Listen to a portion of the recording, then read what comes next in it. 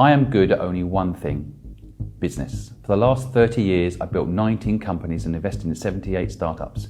People ask me every day to be their mentor and to help them.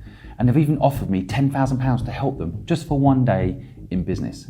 I don't want to charge people for help. I want to give you the knowledge for free. And today, I'm going to give you everything you need to start a business, to grow a business, to maintain a business, and to sell a business. But if you can't stay on this video for 5 minutes without clicking off, I've got some news for you. You're probably not going to make it. I'm now going to list all the things that I'm going to go through in the next 45 minutes to change your mindset, give you the tools you need to be successful, and hopefully create new pathways in your brain that give you the chance to be successful. The very thing that the education system does not want you to be is free. Working for yourself, controlling your own destiny. So today we're going to cover how to start a business with no money, how to win and the secret to it all in business, how to lose, important, how to do a mind map, which is much better than a business plan, much more liquid, how to find purpose, very important, to motivate you to get up in the morning, to motivate your team to get up in the morning, and to motivate customers to want to work with you, how to find a co-founder, something that I personally believe is like having a relationship partnership. It can change everything if you have the right co-founder and can give you that accountability that we all need. How to sell. Everybody can sell. There's no such thing as people that are good at selling and people that aren't good at selling. They're just people that haven't been taught the system of selling. Everyone can sell. Everyone must learn to sell. It is the key to unlocking freedom. How to market your business, how to PR yourself and your business, how to get an investor, and I'll go through many different ways around that subject. You can get an investor. How to get sponsors, often an untapped secret source to making a business grow without needing an investor. So we'll get into that. How to build a company brand, because I honestly think value comes from building a brand, not a business. And we'll go into what a brand is and how to build one. How to build personal brand, which in this day and age, without doubt, is vital. You can't really build a company today without having a personal brand. And I'll get into personal brand on a public stage and personal brand within your industry. How to hire, how to grow, how to build, how to go global, which is easier than it sounds and probably very important so you're not stuck in one market and leaving yourself vulnerable. How to get a mentor, there is a way to do it and nearly nobody does it. And how to avoid big mistakes, but accept luck into your life, make luck happen in your life. And finally, how equity works and how to sell your business.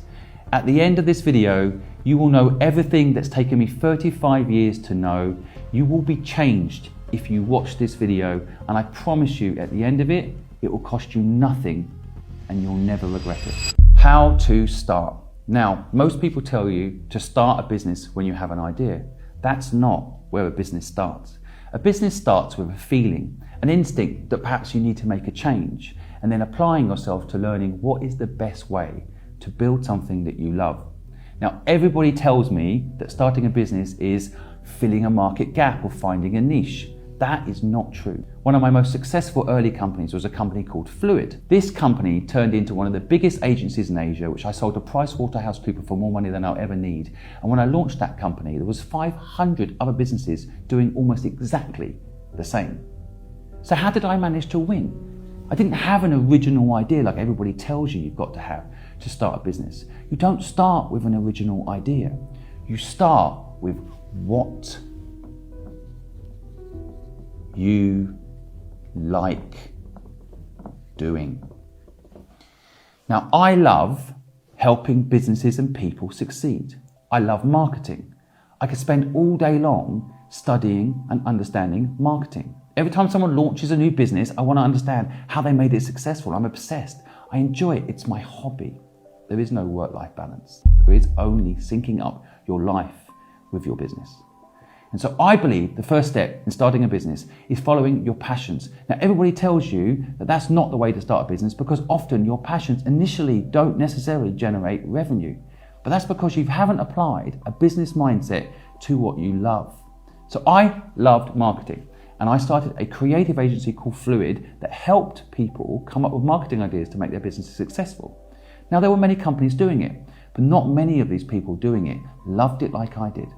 So I evolved my marketing abilities, pushed the boundaries of what was possible, used new technologies like at the time email marketing and direct marketing that no one else was doing because I was obsessed with what is the latest thing. And for you, The way you do it is you've got to write down what you like doing and got to write down what you don't like doing. What you love doing, you've got to get really good at. And what you don't like doing, you've got to outsource and not do it. The school system has taught you the wrong thing, that if you're not good at something, you need to spend more time getting better at it. That is a lie. You've got to spend more time getting good at the thing you love to do. Get obsessed by it. And that's actually where a business idea begins. Because once you have figured out what you love doing, the next step is the idea. Now again, people will tell you that you need to come up with an original idea. That's not true. The second thing is, when it comes to an idea, you can actually combine forces with other people. So back to my example, when I launched Fluid, I loved marketing. And I met someone who could take my marketing ideas and turn them into graphic illustrations and brilliant presentations and abilities to help that company in a visual way understand my idea. So I teamed up with her and created a 50-50 business partner, and I'll come on to equity later in the video, that was literally the springboard to one of the most successful companies in Asia in this space. So the key is not coming up with an original idea and trying to do it all on your own. The key is coming up with something you love linked to what you do, and perhaps if there's a gap within your ability to execute on what you love, find a partner. So for example, if you love writing, then write a book. And maybe you need to find a partner that can publish that book, or find a company that will publish that book, or get someone to help you, like an agent, find someone that will publish that book. And that's where it really begins. In the idea phase, it's got to link to your passion. And I'll come on to purpose later, but it's key. You won't be able to follow through and probably won't be successful if you're not willing to do the thing that you're doing more often and all the time compared to other people. So you figured out what you love doing, and now you have an idea. Now, the idea itself can evolve. From my point of view, when I started what I'm doing today, which is a platform to help you for free, the first thing I did was, in fact, a podcast. So the step after idea is step one, execution. And execution involves what is the first thing you can do to make your business idea come to life. And for me, in my example, it was a podcast. But for you, it might be a blog. It might be a LinkedIn post. It might be setting up a social media handle and starting to post up your photography. Whatever the first step execution is, do not make it too hard for yourself. In my case, sitting down, interviewing people I found interesting, recording it and putting it up would serve the purpose of giving people mentorship in a podcast for free, which was my first step in my mission in my recent business. So all I really did was get a microphone, sit down and record conversations. Now, if you go back and look at those very early podcasts, the execution was not brilliant. The guests were good, the execution was not great. I had a rubbish microphone, I had a rubbish camera, and I slowly improved. And step one is come up with a simple execution plan. Step two in starting a business is consider where the revenue is going to come from. Now, some people say you need this within the idea phase. And yes, you can put it within the idea phase, but sometimes revenue doesn't actually make itself clear until you start. So an example, if you're a photographer and you think you're going to make your money charging by the hour for your photography skills, you're probably limiting yourself, right? So you're probably better off initially taking pictures of things you love and putting them up online and seeing if people would buy them, seeing if people would license the pictures, experimenting with revenue models and seeing what sticks. Sure, maybe people will book you by the hour, but why would you start off with a revenue model that limits yourself? So I think when building a business, the thing to really think about is not necessarily revenue, but experimenting with different ways to make money from the thing that you are doing. So again, when I launched Fluid, most companies charge by the hour for their marketing consultancy service. We didn't. We charged by the outcome of what we did. So if we helped a company be successful, sell more product, we took a percentage of those sales. Now, that was not part of most companies' business models, because most people start with an idea and then they do a revenue model and then they start. A famous quote is, everyone's got a plan till they get punched in the face. And the truth is, when you launch a business, you just want to keep yourself nimble, like a boxer. You want to see what is going to be the best punch combination for you to make your business work. And finally, when starting a business, step three is you've got to make sure your purpose is strong. Now, you've made sure that you enjoy what you do, and that's great because that's going to help you get up in the morning. But actually, I believe new businesses today need to think about what they're going to do to make a difference in the world. How are you going to make sure that people want to work with you? How are you going to make sure that what you're doing isn't just for profit? Because if it's just for profit, everybody that works for you is going to want more money. Everybody that's working with you is going to want to pay you less. But if you have a purpose bigger than yourself and identify that purpose and install it in your business, I promise you, you won't be managing people anymore. One of the biggest stresses of building a company. You won't have to manage people because you only have to manage purpose. Now, I'm going to go into more depth how this all works, but a lot of what I've talked about here already has cost you no money. You haven't had to spend any money. Now, even if your idea is to launch an app that costs £1 million to develop, start off with a service business. Start off with a revenue-based model that can get you there. So an example is Airbnb. When they launched, they actually sold cereal boxes at conventions. It was enough to be similar to Airbnb because some of the first accommodation Airbnb ever sold were at conventions. People go to see Obama speak, go and see different politicians speak at these conventions, and they would rent out rooms on Airbnb later. But initially, they sold cereal boxes, Obama reels, at this event, at these events, to get to know their customers, connect to their customers, have a conversation with their customers, and make money. And that is the money they used to initially get the business going. So I will come on to other steps later now in the video about raising money and other ways to do this. But if you do these first few things, your business is up and running, it's cost you no money, and I promise you, because it will have purpose, because you like it, and because there's a revenue model behind it, you will do it, it will happen. So how to win in business. Let's say you've already got a company, you're not winning and you want to win, or you want to know the secret formula to winning. And having built nearly 19 companies, I'm on my 19th business now, how to win in business is actually very simple. Now, I mentioned earlier having purpose and you personally being passionate about it. That's definitely going to give you an edge, because most people are not loving what they're doing. So if you are, you're already winning. But there is a secret formula to winning, and that starts with a couple of things. Number one, delayed gratification. Spelt completely wrong. You get what I mean though, right? Delayed gratification is the number one reason that businesses win. You don't rush to charge customers, for example. You let them help you succeed. So the first customer I ever got in my agency, Fluid, I actually did the work for free. Now, a lot of people say don't do the work for free. I don't agree. I built up a relationship with that customer. I over-delivered when it was free. And that meant once they were happy, not only did they use me forever, for the 16 years that I ran that company, they also recommended me to everybody. They felt like they were part of my early journey. Getting your customers on side is another element of winning, but realizing that if you delay getting gratification, you will make more money. And there's so many examples of this. If you look at big businesses, they spent years making no money. And then when they had the system all in place, huge databases, for example, then they can monetize. And people don't wait long enough. The other thing you can do is have a very strict moral code within your business, a culture. Culture will eat strategy for breakfast every single time. You've got to make sure that your culture in the company is client-centric. A good example of this is Amazon. I'm just saying that they do actually focus on their customers as a culture.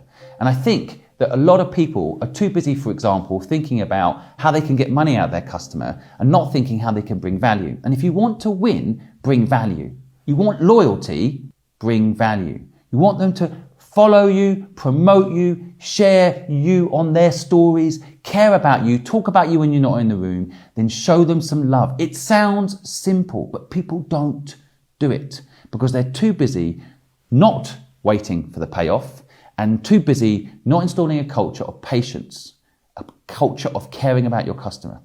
And then the final thing is luck. Now, luck is not a subjective thing. Luck, I have discovered, is hackable. And you can hack luck 3 ways. First, be persistent. And what I mentioned earlier about purpose and loving what you do will help you be persistent. You have to outlast other people. When I launched my company Fluid in Hong Kong, I had so many competitors. But slowly but surely, they all shut down, went bankrupt.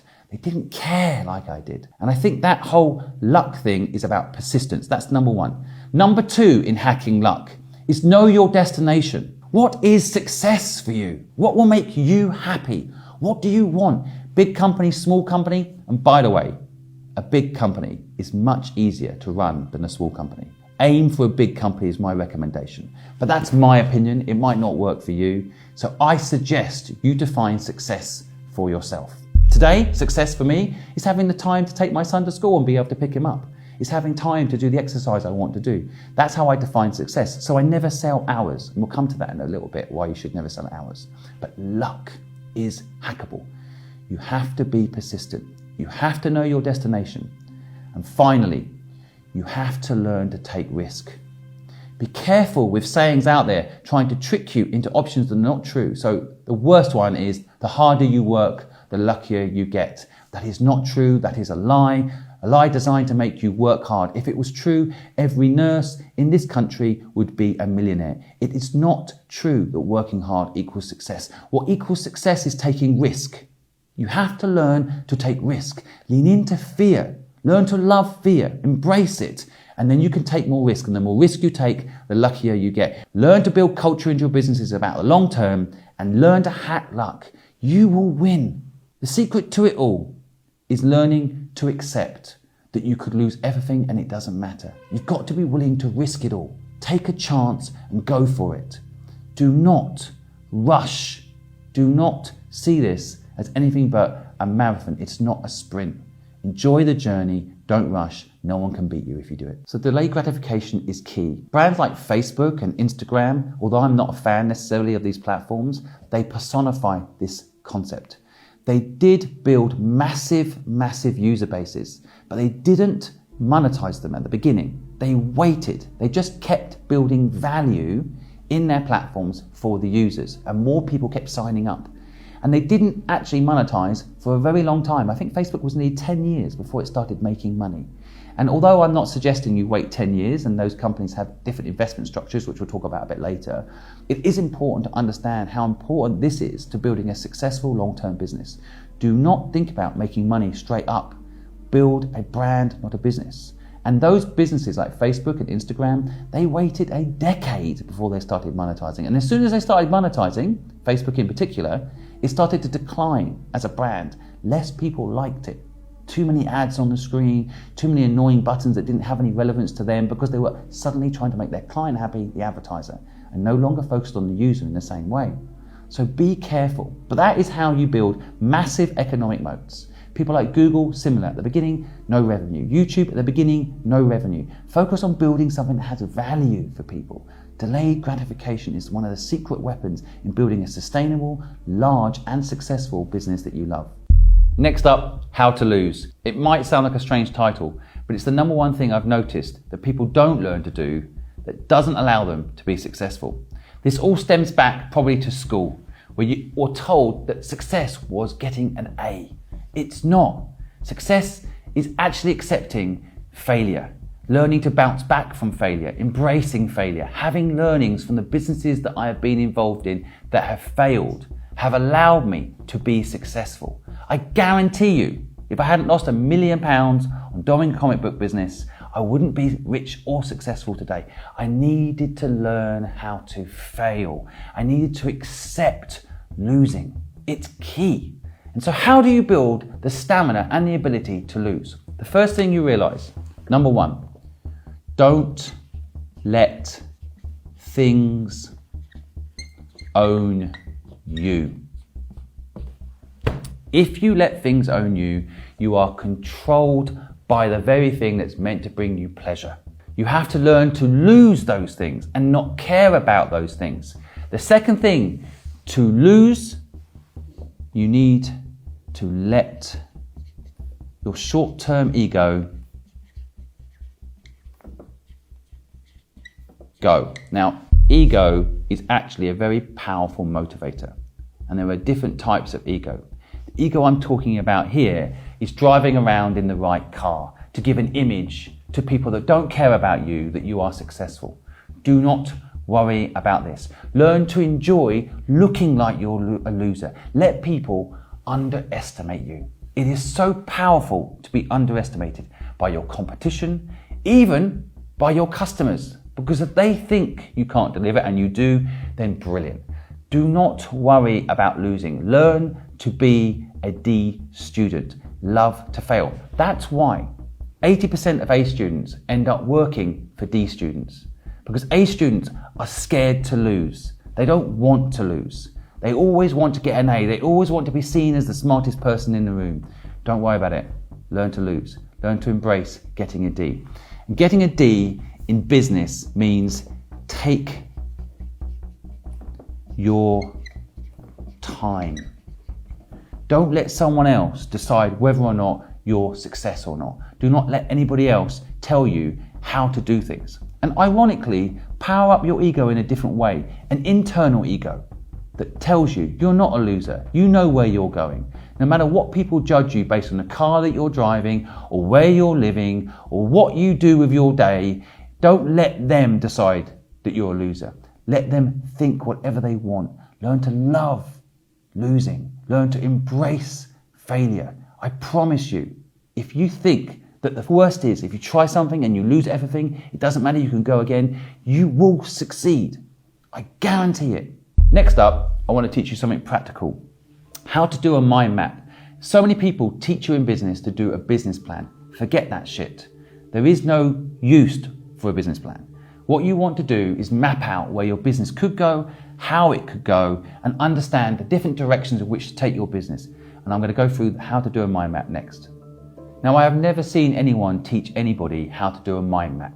And the reason I think that no one teaches this is because there's no template to sell you. There's no product to sell you around. A business plan has a million ways to make money out of you. And none of it works. These business plan things actually kill companies. I've seen people write up massive business plans, stick to it, and die.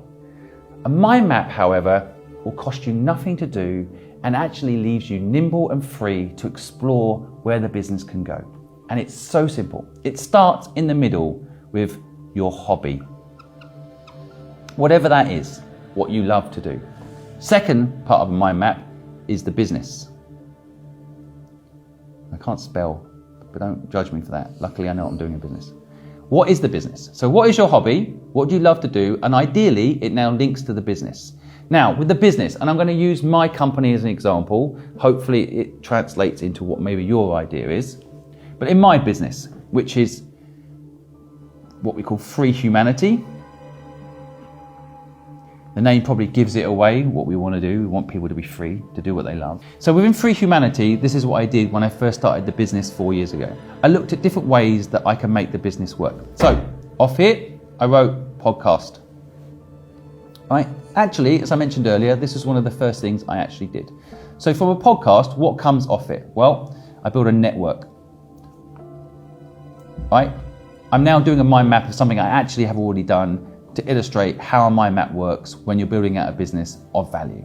So one of the benefits of doing a podcast was a network. In my case, I managed to interview over 200 of the world's most successful entrepreneurs, which are now part of my life and help me with what I'm doing, help you on helpbank.com. That was one of my ambitions, and it was on my mind map network. The second thing was brands. I realized if I did a podcast, I could probably make revenue from brands. Now, with a mind map, you can get bigger and bigger and bigger with mind maps. There's no stopping how big a mind map can get. Just like your brain is infinite in its ability to think, a mind map is also infinite. And when I wrote the original mind map out for my business, I thought brands, and then I started listing them. So in my case, GoDaddy, Tide Banking, Adobe. These were brands that I felt were a fit with what I wanted to do. Give people the ability to start their own business, be free, do what they love. So I listed out all the brands that I could work with. I also listed in my original mind map, and I didn't do it at the beginning, but it ended up becoming part of what I did, was an app. And an app that would focus on free help for people. Now, at the time, I didn't have the name that I now have, which is helpbank.com, but I knew that I needed to build a scalable way of giving people knowledge. Now, what I didn't know back then that I know now, a quick bit of insight, is that app is overused as a word. It's actually not an app that you need to build at the beginning for most platforms. You need to build a web-based platform. Why? Well, if you build an app, you have to go in the App Store or in the Google Play Store. You get restricted by one of those two locations. So people that have a Samsung phone can't access the Apple Store to download your app. Why would you, when you launch something, restrict people from getting access to it? Plus, if it's web-based, people can just log in straight from a web browser, any web browser. That aside, I realized in my early days, I needed to do an app. And from that, I would do free help. And from that, I would be able to connect the network that I'd built in the podcast to the free help. So the people that I'd interviewed in the podcast, the knowledge that I was capturing in their case, I could connect now, that network being built via the podcast, to the help on the platform.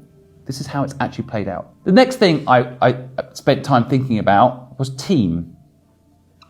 And on a mind map, I thought about who I actually need. Now, because I knew I was going to do a podcast, I knew that I needed an editor. But I also know my weaknesses, so I know I need an accountant, someone who's going to take care of the admin. These are things that I don't enjoy doing, so I know what to do.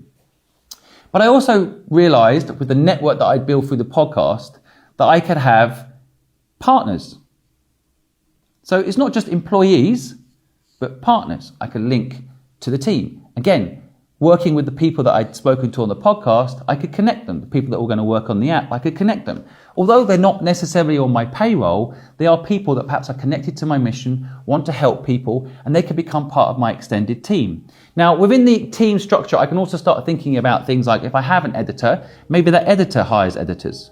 Or I hire editors, but you can start breaking down what you actually need within your team. Right now, as a mind map, you start, in my opinion, with what your hobbies are, what you enjoy doing. You're then building a business around it, and then you're thinking about different things that this business is going to need. Now, one of the things that I spent a lot of time thinking about that I haven't yet done, but will be coming soon in my platform, was what else I could do that would scale the business, give it what it needed resource-wise, without necessarily me being involved in it. And at that time, back 4 years ago, the word was merchandising. So I wrote down merchandising.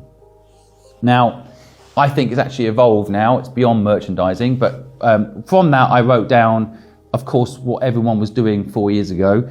T-shirts and caps, that sort of stuff, right? Stuff that, maybe the word free humanity would look pretty cool on. And I thought about, in those days, things like sweets and products that perhaps we could launch. And I wrote down basically any way, merchandise-wise, we could make money. Now, what's interesting is I'm about to launch a sweet brand called Busy's. It's taken 4 years to get to this part of the mind map, but it was on there. It was always on there. And ironically, when I was building team, if anyone said to me when I was interviewing them, they had some experience with sweet business, I made a note and kept them as someone maybe could help us in the future. Same with merchandising. Anytime I spoke to anybody that was perhaps looking at starting a t-shirt brand or working on building product, I'd see if perhaps they wanted to work with me in the future. Because once you know in your mind map one of the things that's going to come up in the future, you can look out as you're building other things for the very thing that's going to help make that happen. So this is a mind map. It is literally mapping out all the different things and different ways that your business can go. It's fun, it's simple, there's no template you can download and pay someone for, you don't need it. And the beautiful thing about a mind map is you're not fixed. You can start adding bubbles and adding things as things evolve, as people and the world change. You can start adding things and connecting the different dots between parts of your business. Something a 20-page document will never let you do because it's too linear. So that's a mind map. I hope it's a useful, practical tool for you going forward. How to find purpose. Now, this word purpose might sound woo-woo. They don't teach you it at school, in my opinion, for a reason. Because if you understand purpose, you're very unlikely to work for someone else. Purpose is a very personal thing. You can find other people with purpose, you can find your tribe, you can be free. But finding purpose is not an easy thing, and it's not something you've been given any of the tools in which to make happen. So what is the first step in finding purpose? And it's a very obvious step that people do not do. You think about it. Now, the problem is, if you say you're thinking about purpose, people might laugh at you. Other people try to throw silly jokes out there like 49 and they'll throw you off. Or purpose will get so complicated in your head because you've not really thought about it before, you'll give up and go back to your old ways. You need to think about purpose. What is your purpose? We used to live in tribes of 5,000 and we used to work on a method called give without take. Not give and take. We used to help each other because it would make our tribe better, not because we'd make money from it. You ask me for help, I would give it to you for free. The world will be a better place. I'd get better at giving you that help for free. I'd become an expert at giving that help for free. Eventually, when I'm not in the room, people will talk about me and what I do because I've become so good at helping people. But I think today that doesn't fit the narrative of working at a call centre and picking up the phone and doing what you're told in a factory that Henry Ford created. So when the school system was developed, the word purpose wasn't included in any of it. They asked the wrong question of you. What are you going to do when you grow up, is what schools say. That's not the right question. What you should be asked is, what problem are you going to solve? So the second step in thinking about and finding, hopefully, purpose is, what problem matters to you? Now, at first, nothing might spring to mind. If something has jumped into your mind, then great. In a minute, I'm going to explain how you action that.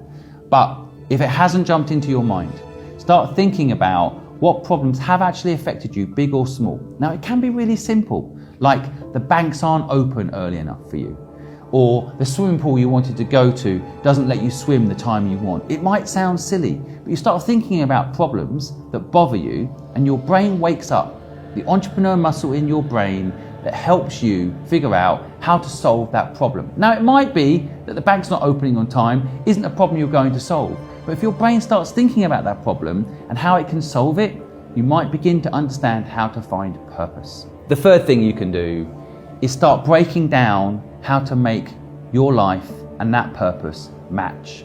Now, matching what you do in your day and your actual purpose is often easier than you think. I've met hundreds and hundreds of people who tell me what their dream is, and it turns out that their dream is often just 3% difference from their existing life. You know, between chimpanzees and humans, and only 3% difference in the DNA. And often, for example, I met someone that wants to do their own catering business. They're working in someone else's catering business. They're just missing this video in their life to figure out how to turn what they feel is their purpose, to make cakes for someone and make them smile and own that business, into that business. They're just missing knowledge. They're also not realizing that actually their purpose is nearly there. In fact, I would argue that the system sometimes wants you to feel like you're getting enough satisfaction that you don't need to make a change. So in other words, if you are working for someone else baking cakes, even if they're not using the ingredients you would use, or they don't care about the customer the same way that you do, at least you are baking. But you've got to break free from this thinking. You've got to realize that if you're going to do your purpose, you have to learn what I said earlier, take risk, but most importantly, to truly know yourself. I once interviewed a billionaire on my podcast, and I asked him, how did you build your intuition? And he said to me, I used to go and ask my mum or my dad a question when I was young, and they both used to say to me, you know the answer. You know it. I never gave him the answers. So he had to go away and figure out the answers for himself. And that in itself is the point I'm trying to make here. You have a purpose. Yes, I can help you get there, but you need to ask yourself, what is that purpose? How are you going to make it happen? How are you going to get there? And you do it by thinking about it, asking yourself not what you're going to do when you grow up, but what problem you want to solve, and then matching your life to that problem. The final thing I'll say, you don't have to do this thing on your own. Let's say you care about climate change, and I would just say, we don't need to save the planet, we need to save humans. When the humans are gone, the planet will be fine. But let's just say you care about saving the planet. You can go and work with other people doing something in this space. The only thing I would say to you is make sure you ask for equity wherever you work. I'll come to that a bit later, how you do that and why you should do that. But that can be still a way for you to have the life you want. You can find your purpose and then go work with someone that's actually doing it. So in my organization, behind the camera right now, is a whole group of people, talented people that care about the same thing as me. So they can go off and help people in their own way like they want to, or we can come together as a team and solve the problem together that people don't have the knowledge they need to do what they love. What I have noticed is that once you find your purpose, and this is what you need to be careful of, is that you don't think that it's such a big purpose like solving the world's problems, that you don't do it. You can team up with other people to do it. And I will tell you, 1 + 1 = 11. Remember that. Once you know your purpose, you can seek out people and communities and old days tribes to help you go and fix this problem with other people. But if you don't know what that purpose is, you won't do this and you will get stuck working on someone else's purpose, someone else's destiny. And I promise you, it's harder to work for someone else than work for yourself, despite what you have been told. How to find a co-founder. Now, if you're someone that likes to work alone, you can perhaps skip this bit. But I would say to you before you do, make sure you understand the power of a co-founder. Sometimes we get caught in our own ignorance bubble. We think we know what we know, but you don't know what you don't know. So be cautious before you skip this section that you're absolutely sure that a co-founder cannot bring you value. I will tell you first up why a co-founder can bring you value. It's a bit like if you get a gym membership, you probably don't go to the gym. But if you have a buddy who goes to the gym every morning, you often have accountability and you go. For me, that's one of the number one reasons I love having a co-founder. Now, there is a counter argument to having a co-founder you'll hear from many people, which is, well, why would you give up 50% of your company to have a co-founder? I personally would rather have 50% of a business I enjoy that's successful than 100% of a nightmare and a failure. And I honestly think, with all my heart, that if you get a co-founder, your life is better. How do you get a co-founder and what should you look out for is something I'm now going to cover. But I want to just say, you have to think carefully about the equity structure. And later in this video, I'm going to talk about equity and it's going to be important and it's going to connect back to this. But for now, I'm just going to talk in this bit about how to get a co-founder. Now, the first step is to identify what I said earlier, which is what do you love to do and what do you hate to do? Be honest, be clear.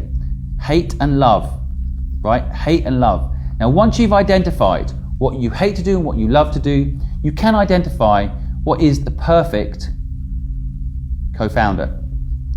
Because you want someone that has the opposite skill to you, but, and this is very important when looking for a co-founder, I'm going to put it as number 2, has the same moral code.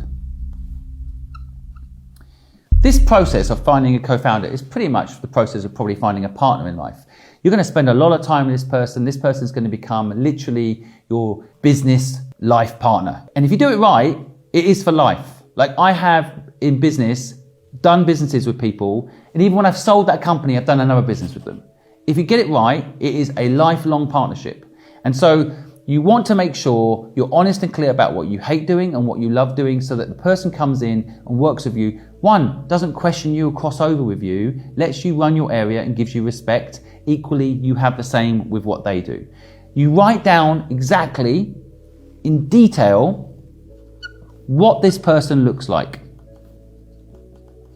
And I would go as far as to say, you write down how tall they are, what they look like, how they speak, their background, where they're from, everything you can possibly think of. Just as if you're picking a partner in life, what is it you're looking for? Write down every detail. The reason I say the more detailed you are with it, the more likely you are to manifest it. You aren't going to be looking out for something unless you make it very clear what you're looking for. I mean, it's the red car theory, right? If I suddenly tell you the words red car, you're probably going to see a lot of red cars. But if I don't mention red cars, you probably haven't seen one at all today. You have to list out what you want. So you've identified what you love doing and what you don't love doing. You've identified your own moral code. And moral code, I can go into it a little bit more. It's quite a complicated thing, but there is one quick hack on this I can give you. Whenever I'm trying to find out whether or not someone's good, I don't care about money. I care about reputation. So I don't want to accidentally end up working with someone that all they really care about is money. And I have this test to check. I will say to them, what if from this day until you're 70, so let's say you're 30 now, in the next 40 years, you'll have the most amazing life. 3 houses, 1 in New York, 1 in Hong Kong, 1 in London. Anywhere you go, people will love you, private jets, everything you need for the next 40 years. That's your life. And in 40 years' time, however, there is a catch. You'll get to 70 and then everyone will find out that you're a financial fraud, that you tricked people to get here, and that your life generally will be very different. People will look at you differently. Maybe then you'll die and maybe it doesn't matter, but that's your life. Do you want to take the deal? I'm surprised how many people say yes. I would say 50-50. People say yes, they take that deal. They'll have 40 years of a good life for a bad reputation at the end. Be careful with people like that is what happens in my brain, right? Because that is the Murdoch story. That is what Murdoch did. His son's committed suicide. His name is in the dirt. No one ever wants to hear that name again in their life. And a lot of people were hurt. So I use open questions and philosophy to figure out whether or not it's someone I want to work with. And you should do it too, because you don't want to be in partnership with someone that doesn't care in the same way that you care. I'm not here to judge what is right and what is wrong. I'm here to tell you how you can check that what's right for you aligns in your business, in your culture of your business, and more importantly, in your day-to-day personal life. So you've identified what you love and what you don't love. You've checked the moral code in every way you can of the person you want. You've drawn lines in the sand, what you're not willing to do. And you know what this person looks like. The final thing is post it. Now, post it is very simple. You start telling people you're looking for this person. You post it on LinkedIn. You post it everywhere. You ask people. You make it clear this is what you're looking for. You look out for it in cafes, when you're out having dinner, when you're at the supermarket. You look out for this person because they're out there. You just have to have your eyes wide open. Of course, you can go on helpbank.com and ask people if they know someone like this. You can use the tools around you to get what you need. But ultimately, you've now set yourself up with every chance of finding a co-founder. Now, you're going to have to sort out the equity structure and get that right. I'm going to come to that in a minute. But that is how you find a co-founder. And in my opinion, it's one of the most powerful things you can do to ensure success in your business. Next up, how to sell. Now, anybody can sell. It's a system, it's a philosophy, and anyone can do it. I don't care your background. You can be an introvert. You can still sell and understand the systems of selling. And if you are presently selling, I promise you, you are missing a few tricks that I'm going to try and help you with now. First up, how to sell is not what you have been taught. It is not, here's my product, this is how much it is, and this is what it does. The first thing in sales that you need to learn, and the number one thing I learned through the hard way of doing it, is sell the sizzle, not the steak.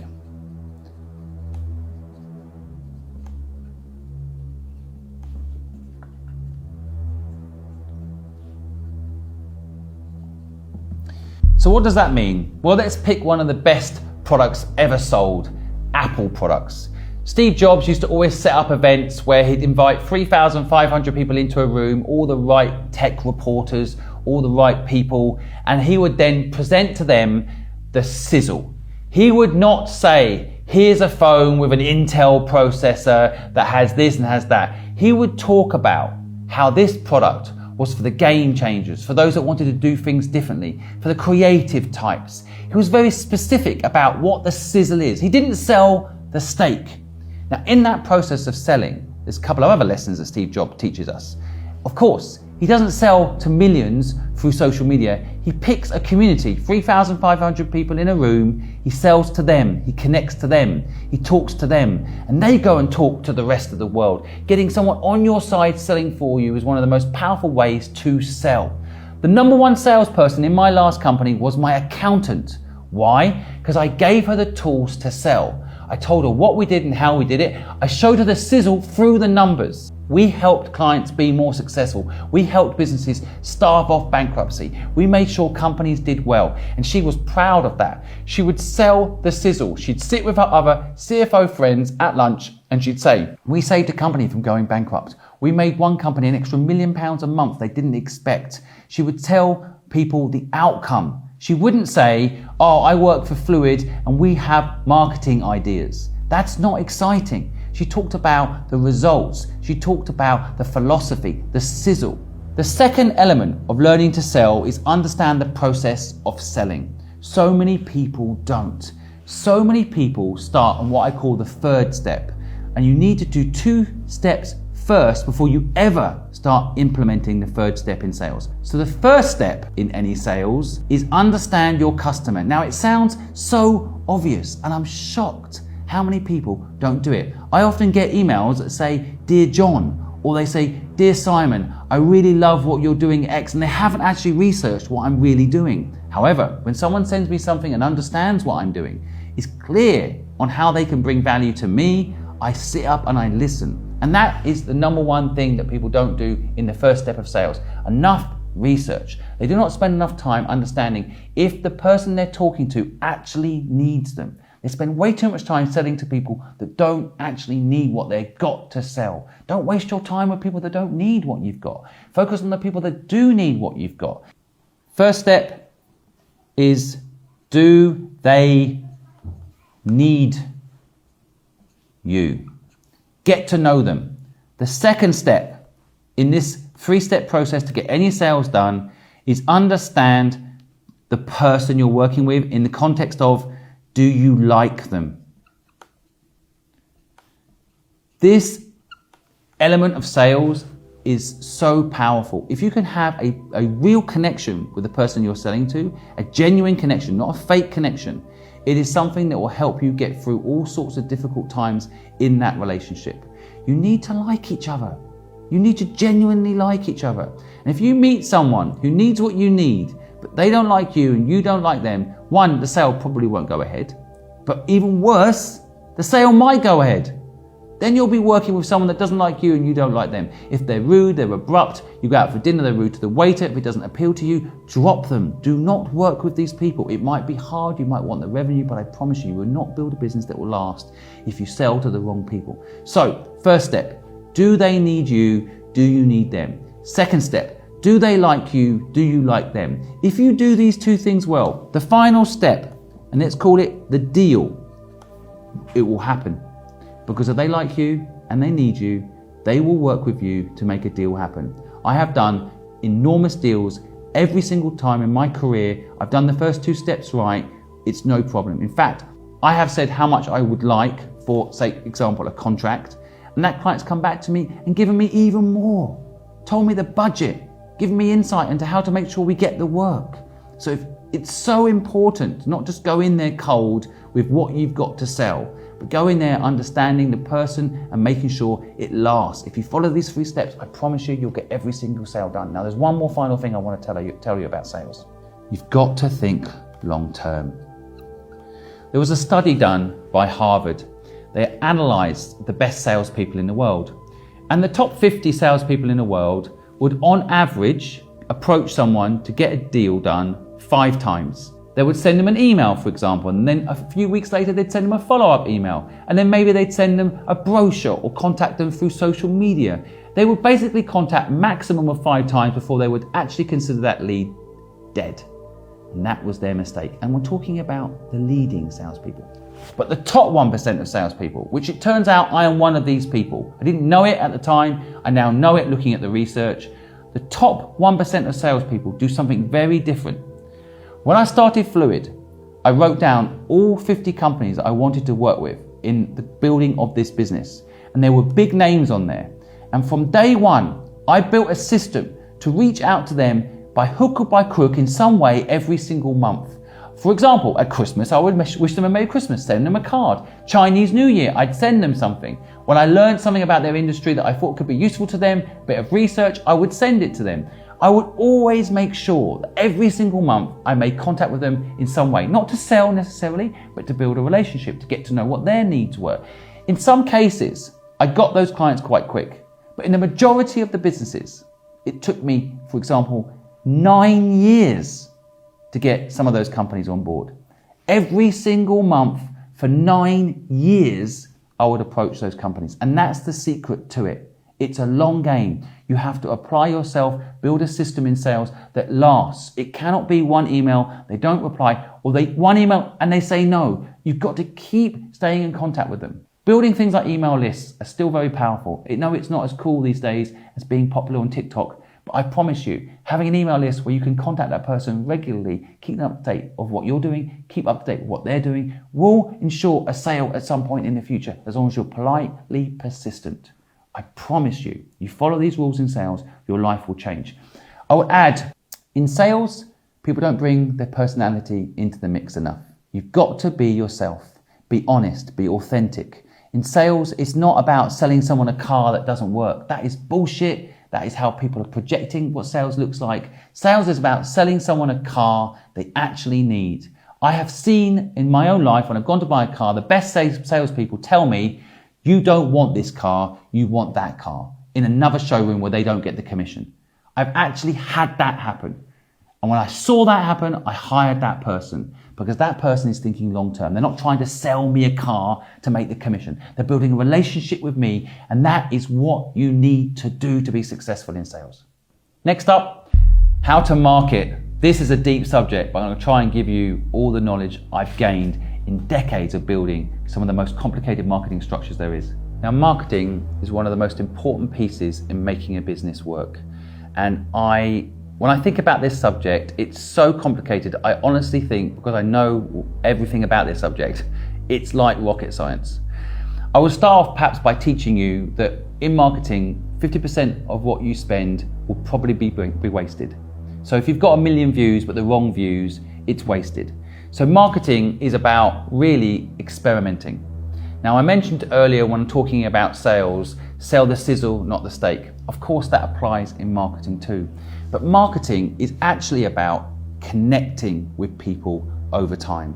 The biggest example is branding. If you get the branding right, people will resonate. You're probably a victim of this. You would rather buy an Apple than an X other brand, right? You've become a victim of good marketing. And when, for example, the iPod launched, product, people all thought the product did the selling, it was such a good product, that's why it did so well. No, when they launched the iPod, they spent more money marketing that product than any company had ever spent on marketing a product ever. Marketing is not one thing. Marketing is a complex structure combining PR, brand messaging, product market fit. If you don't know product market fit, I can cover this later, but basically you've got to make sure that the people you're talking to will resonate to the product that you're selling or the service that you're selling. And marketing, in my opinion, is actually number one thing. It's understanding who your customer is. Now, often in business build, you'll see businesses focus on niches to start with. Now, it doesn't have to stay in that niche, but it's a great place to start. So Facebook, for example, it started off in universities. And by connecting people in universities, of course, now it became connected to everybody all over the world. But they understood their customer. They knew what that customer was looking for. And in the early days of Facebook, they put a feature on there called single or available. I can't remember the exact terminology, but they basically created a feature that let you know if that person was in a relationship or not. And that was designed to help the university students understand the dynamics between their fellow university students. And so they knew their market audience and they then marketed that feature. People would then go around saying, did you see Sarah? She's suddenly single. And that would be the marketing for their product. They built a tool in the platform that became what people spoke about, that created the marketing for you. And in my opinion, that's the holy grail of marketing. And this brings me on to point 2. I call this the staircase philosophy. So the best way for me to teach you this is to tell you what I have recently done. So weirdly, a few months ago, a staircase came up for sale in London. It's the first time a staircase had ever been for sale in London. It's ridiculous. And I heard it on the news that this staircase was for sale. And I told my brain instantly, we're going to buy it. Now, I didn't have an exact plan of what I was going to do with the staircase, but what I knew was that staircase symbolized something for my business, which was step by step, you can get anywhere you want. But also, I knew I could newsjack. That staircase was a sensation. People didn't know why someone was selling a staircase. And 2 days after hearing it on the news, I owned it. I spent £26,000 buying it at auction, and then we did a couple of clever things that hopefully symbolize how marketing works. First up, as soon as we bought the staircase, the news channels that had reported it was for sale jumped on us. I knew they would. And they wanted to know why we had bought a staircase. And that gave us an opportunity to get on the front page of the New York Times, on the front page of the BBC, in every single newspaper around the world. Millions of US dollars worth of coverage for our platform because we bought a staircase. It doesn't seem relevant, but doing these wild things, these crazy things, can actually make a huge difference. One of the things that I always loved in marketing was when flash mobs were a thing. And what happened was suddenly you get a whole shopping mall, people would start dancing, and everyone would wonder what it was, right? That is brilliant marketing. Now, it might not sell your product exactly in that exact moment, but over time, it allows you to have a reach and expansion and uniqueness to you that will help you stand out, because that's what it's about. It's about standing out. So by buying a staircase, we then evolved it. We got all this PR, millions of dollars worth of free PR for a staircase. Then we put a doorbell at the bottom of that staircase and we said, if you've got a dream, press a button. We'll then upload your dream to our 4 million following and get you free exposure. Well, that was what the press needed to do a follow-up story on it. Once you bought the staircase, what did you do with it? And they wrote all about that. But also, we built a whole new way of helping people on the back of a staircase that was for sale. I knew it symbolized helping people step by step. And then the final step in marketing. We all need partners. Marketing isn't about promoting something on your own. We then want to get a partner like Ring Doorbell or Amazon, who own Ring Doorbell, on board to sponsor the doorbell, to sponsor the staircase, to help us reach even more people. And then suddenly they pay for our marketing. And so marketing isn't a standalone thing. Marketing isn't a non-living organic product. You have to see it as living. You have to see it as evolving, and you have to see it as something that you do that pushes the envelope. Now, marketing is connected to sales. If you have a sales team, in a way, when they ring someone up, how they speak to someone, how they treat someone, that is also marketing. That's brand marketing. However that person receives your phone call, receives your interaction with them, will affect your brand. And that is marketing. Nike, for example, how do they do marketing? Well, they endorse the very best athletes in the world. Of course, in some cases, they make shoes with those very successful athletes. They are lining themselves up with these people that are incredibly successful. What does Apple do? Apple links to creative people. So therefore, everybody wants to have some sort of creativity in their life, beauty in their life. So they buy the product they think is for the creative people, right? IBM Notebook was a better product, but people didn't want that. It didn't symbolize something cool and sexy and creativity. So I think marketing is about, again, similar to sales, selling the sizzle, but it's also about understanding who your customer is, how to reach that niche, and then how to work with that niche to expand into the wider world if you want to scale. It's the staircase method. What's your staircase? What's going to make you stand out? How can you evolve that thing that makes you stand out and go even further? Number 3 is systems. When you're doing marketing, it is such an overwhelming thing. There's so many different ways you can do it. You can do email marketing. You can do social media. You can do PR. You can do branding. You can do events. I mean, the list never ends. So how do you decide which one to do? Well, first of all, whatever you do, you've got to build a system to do it. So if it is email marketing, then you have a good data collection system. You have a good data management system. And then you have a good way of pushing out the content to that database. And whatever one of these things you do, if you do all of them or you do one of them, do them well. Do not do all of them and all of them badly. I see so many people with, on their website, Twitter and Facebook and Instagram links, and then you click through to them and they're dead. You're better off doing one well. Now, I think marketing is something where you should spread your bet. You want to do many different ways, what I call entrances into your business. You want to do many of them as you can. But do not overstretch yourself. It's better to do one platform on social media really well than try and spread yourself thin. But if you set up a system for doing your social media, there is a chance you can do all of them well with the same amount of resources doing one of them well. So for example, on my social media, I have one core video and then we edit it in-app for each of the channels. So we don't have to record separate videos for each of the channels, but we do in-app edit them so they're actually tailored to that particular platform's nuances, be it their font or their image. So you can actually set up a system to do all of these marketing things. But the key, of course, is not only just systems, but making sure you pick what works for you. Now, when it comes to marketing, one of the big mistakes I see people get taught is marketing is about having the staircase only. It's not about having the staircase only. It is about applying what you like to do as a founder, or maybe what your team likes to do, into your marketing strategy. As an example, if you don't like talking on camera, that's not your thing. As long as you're not hiding away from learning something new and you genuinely don't like to do it, but, for example, you love to write, then doing an email marketing strategy is probably right for you. Posting on LinkedIn is probably the correct platform for you. Sure, you'll hear people talking about how good TikTok is and how much benefit they got from it, but it doesn't work for you. It's not sustainable for you. It's not something you're going to enjoy. And marketing is something fun. This is something I want you to take away. No one talks about it, but marketing is meant to be fun. I took my son to buy that staircase. We had a laugh.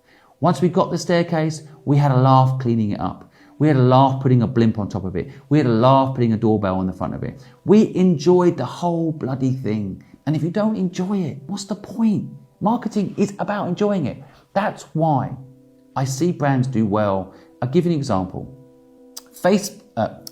Starbucks marketing in the early days was two things. First, they would take good locations, sometimes quite close to each other. So instead of getting a billboard advertising Starbucks, they'd open up another Starbucks. And even if it was loss making, as long as it wasn't more expensive in its loss than a billboard, they were better off having a store. Then people could have the experience. They never did any billboards. It's changed now, and I would argue it's not as good a brand anymore, but they opened up locations. That was one of their marketing strategies. The second thing that they did that was really clever is they looked after their staff, which sounds really obvious, doesn't it? But they did. They talk about their staff as partners. The baristas are partners. In some respects, the internal training manual talked about their baristas as the customer. And it worked. In the early days of Starbucks, to say what you like about them today, but in the early days of Starbucks, when I used to walk in there, a barista would know my name, they'd know what drink I wanted, and they were just working for Starbucks, but they cared because they were looked after. They were given medical care, for example. They were given full-time medical care even if they were part-time staff. They were given insurance and looked after, and they were given days off if they didn't feel very well. They were looked after. And I think that this is also part of marketing. It might not sound it, but if your people don't represent you, then good luck making everything else represent you, because those people will create all the things that represent you. So do include fun into your business. Do look at the nuances of your business and figure out what is going to be your staircase, and ultimately apply your marketing love to something that's sustainable, that's going to be enjoyable, that's going to be able to actually deliver the very thing that you want it to deliver, which I think should always be the promise of a better future for your customers. Next up, how to PR your business. Now, some of these things are interconnected, and sales and marketing all connect to how to get PR. But I'm going to give you some hacks and some insights in how PR works. And it is quite a complicated subject, but it's something, if you get right, can be a game changer for your business.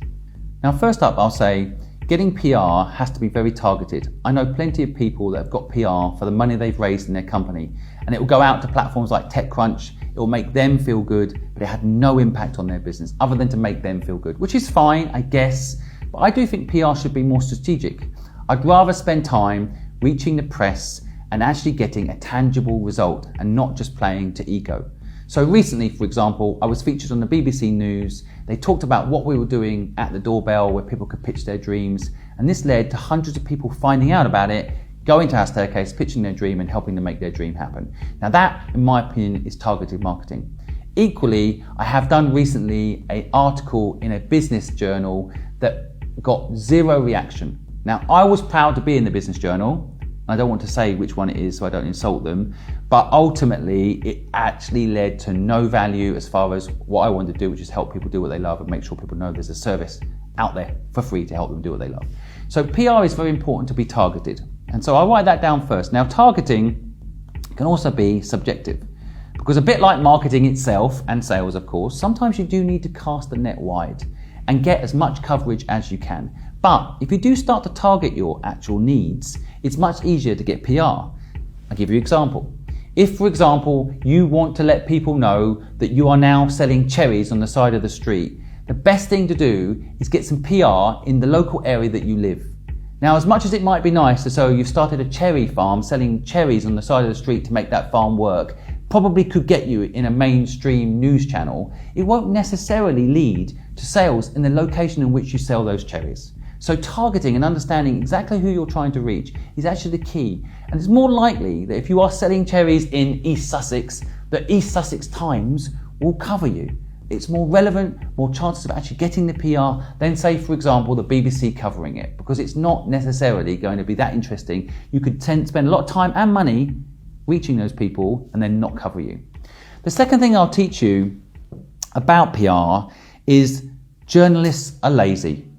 So if you understand this and understand if you provide everything for them, then they don't need to do any work. You're more likely to get the press coverage. So what I always do is I actually write the press release like it's the actual story you want written, with a good headline that makes them happy that they're not selling you, because journalists don't want to write and sell you. They want to write something that's interesting for the reader. So making a good subject line that's good for the reader, making the story good for the reader, I do all the work for the journalist. And then things like photos, I take high resolution photos and I send them with the press clip to make sure they've got everything they need. All they have to do is say yes to the story and then put their own touch on it. Job done. They're human beings. They want to go out for lunch if they can. So if you can make it possible for them to go out for lunch and do their job, then you will win in PR. Too many people are lazy. They send press releases that are generic and they don't tailor it to the journalist they're writing to. So the other thing you need to do is research that journalist. Back to the targeting, you need to understand what that journalist writes about, what that journalist is interested in, and almost write in their style if you want that particular journalist to write about you. The third thing on PR I'll tell you is, there is a lot of companies out there that will tell you they can get you PR. Please be careful. Now, as much as it might be nice to just pay someone to do this, I have discovered doing the PR yourself, especially if you're a small business, can pay huge dividends. Why? Because you can make a relationship direct with the journalist. And how do you find these journalistic contacts? That's what the PR companies tell you they've got. You can go for a newspaper and find them. You can Google them. You'll find them quite quick.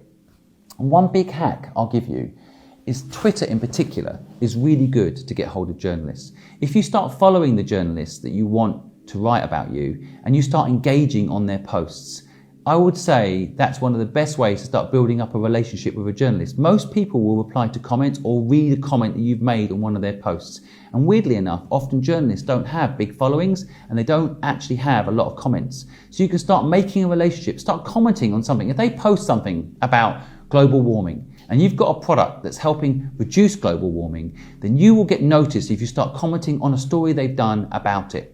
Start being part of their thinking when it comes to, I need someone to help me write this story. I need someone to give me a quote to make this story better. Start becoming part of that journalist's life. And it starts with just following them on Twitter or replying to one of their comments, engaging on one of the stories they've already written. Even online, things like Daily Mail, the journalists will read the comments on their own story. So engage. Engage is the number one thing I can tell you when it comes to getting PR from journalists. And finally, I have been involved in many conversations where I know brands have not worked with someone because they saw on someone's social media that they posted something obscene or rude or stupid. Remember, you as a business owner will always be the number one PR engine. Whatever you post up, be conscious, be careful. Think about your brand, think about the image that you're projecting. And I can't tell you enough how important this is. Because if you do the first few things I've just mentioned, you connect with the press, you know who you're targeting, and you're not lazy, you help them do it. If a journalist sees that you are out of control or inappropriate, they will not risk their job to write about you. So learn to be disciplined. Learn to be the brand. PR starts with one person having respect for you. So make sure you're disciplined. Don't be lazy yourself. Next up, one of my favorite subjects, one of the questions I get asked the most, how to get an investor. Learning how to get an investor can dramatically change the trajectory of your business. Equally though, just before I go into how to get an investor, I want you to think carefully about whether or not you need an investor. Now, I have invested in 78 companies. You can go on my website, simonsquibb.com, and look at some of the companies I've invested in. I have seen it all. And sometimes if you get the wrong investor or get an investor for the wrong reasons, you will have a new boss and your life will become a nightmare. It will be easy at the beginning when you get the money and will get harder over time if you do it wrong. I will try to teach you how to not get it wrong, but equally, please ask yourself, is there another way to make the business work? And I'm going to touch on other ways that you could make it work, even if you don't get an investor, within this How to Get an Investor chat. Now, there are quite a few different ways to get an investor depending on the stage of your business and how much you're trying to raise. If you're trying to raise money in the early days of a business, I would say to you, the more traction you have in your business, the easier it is to get an investor. Now, that does not mean to say if you just have an idea, you can't get an investor. You definitely can. There's just less people that will fund it. So just like the sales stuff I taught you earlier, it's probably better to make sure that you actually know who you're targeting when you're getting an investor. What is the profile of the person you want? So if you're going after someone that perhaps will fund a business that has no traction, it's just an idea, then remember, those people's profile, they probably want quite a lot of equity.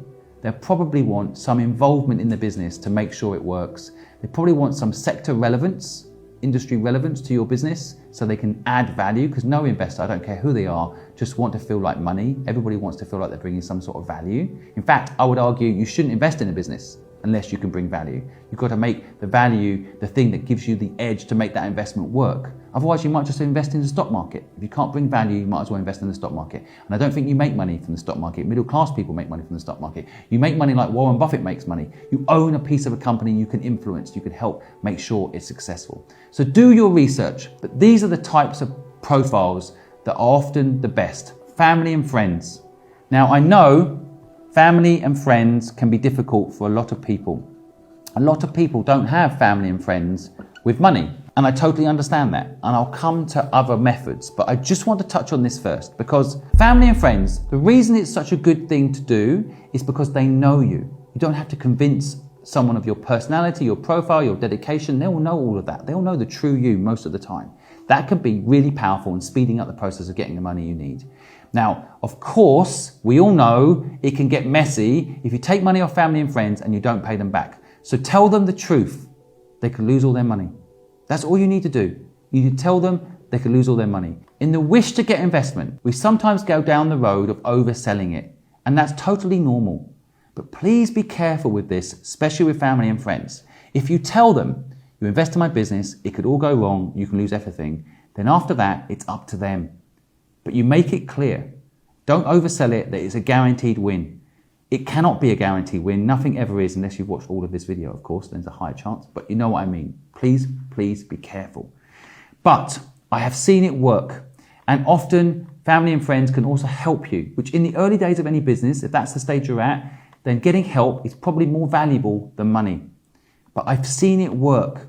So do give it serious consideration. And of course, friend of a friend can also be the way to raise money. If you don't have someone in your family that's rich, maybe you've got a friend who has a family that's rich. Learn to leverage the network, because your friend recommending you to someone who's rich will be powerful, and doesn't mean it will also save you time. In the VC world, which I'll talk about in a minute, getting a recommendation is the only way to get investment. They don't take applications online, despite what their websites say. I've seen it. They don't. They take it from recommendation. So start really networking.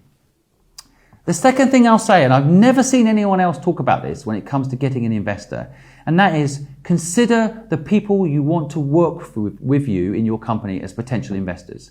So sometimes when you're profiling the people you want in your business, you will look at it and say, right, well, I can't afford the best, so I'll get this person, right? Which is fine, I understand that.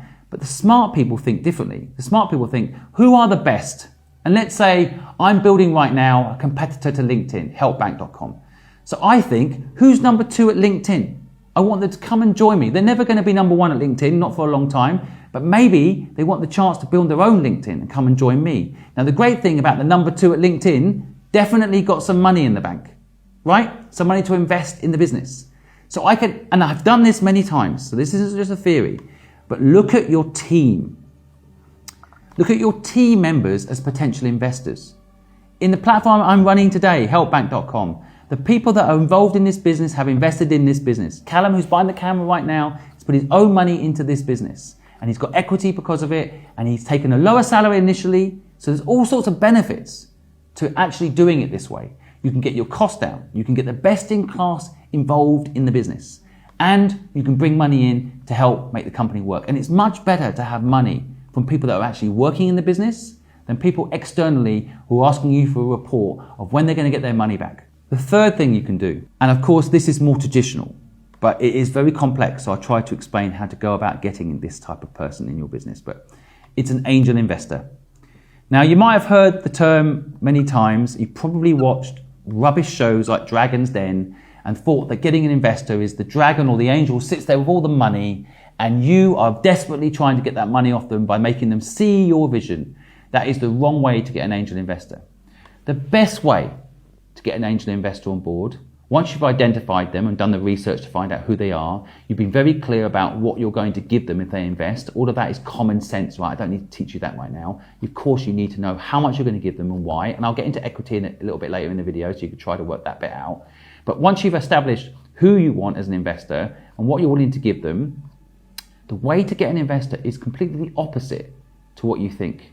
You think getting an investor is, hi, I've got a business, this is this business, would you like to invest? No.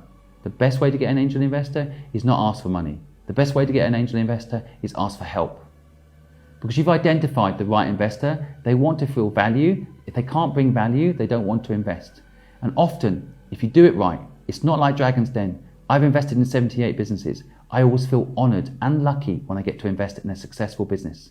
They do not treat me like a dragon. They do not treat me with awe. They treat me with respect. But they also identify why they've approached me, how I can bring value, and make me feel special. And ultimately, I then feel lucky to be involved in that business if they do that right. If you ask me for advice, you're more likely to get money out of me than you straight up ask me for money. Now, I'm not saying don't build ask into the process. Of course, when you do a pitch to an angel investor, you should definitely put in there you're looking for money. But the best way to put it is we're looking for money from the right people. Make it a little harder for people to get involved in your business. That's how you get an angel investor. You create FOMO, right? FOMO, you probably heard it, but in case you haven't, it's probably one of the most powerful things. Fear of missing out. You make people understand, and you do it sincerely, that if they don't invest, they're missing out. That is the key to getting an angel investor. Now, of course, treat an angel investor with respect. If you can, prepare a correct and appropriate amount of equity they're going to get, make it clear why, explain your long-term investment plans, so how they're going to dilute, because angel investors often get diluted. So if you're offering them 5%, it might sound like a lot, but if you get another investor and another investor as things go down the line, that person could end up with 1% of the company or 0.5% of the company. And remember, most angel investors will be involved in the business. So make sure you actually need them to help you. Don't just pretend that they need you need them. Because once you get them on board as an investor, it will go pear-shaped. So it's not just about convincing the person to get on board. It's also convincing yourself that they're the right person to have with you on this journey in the long term.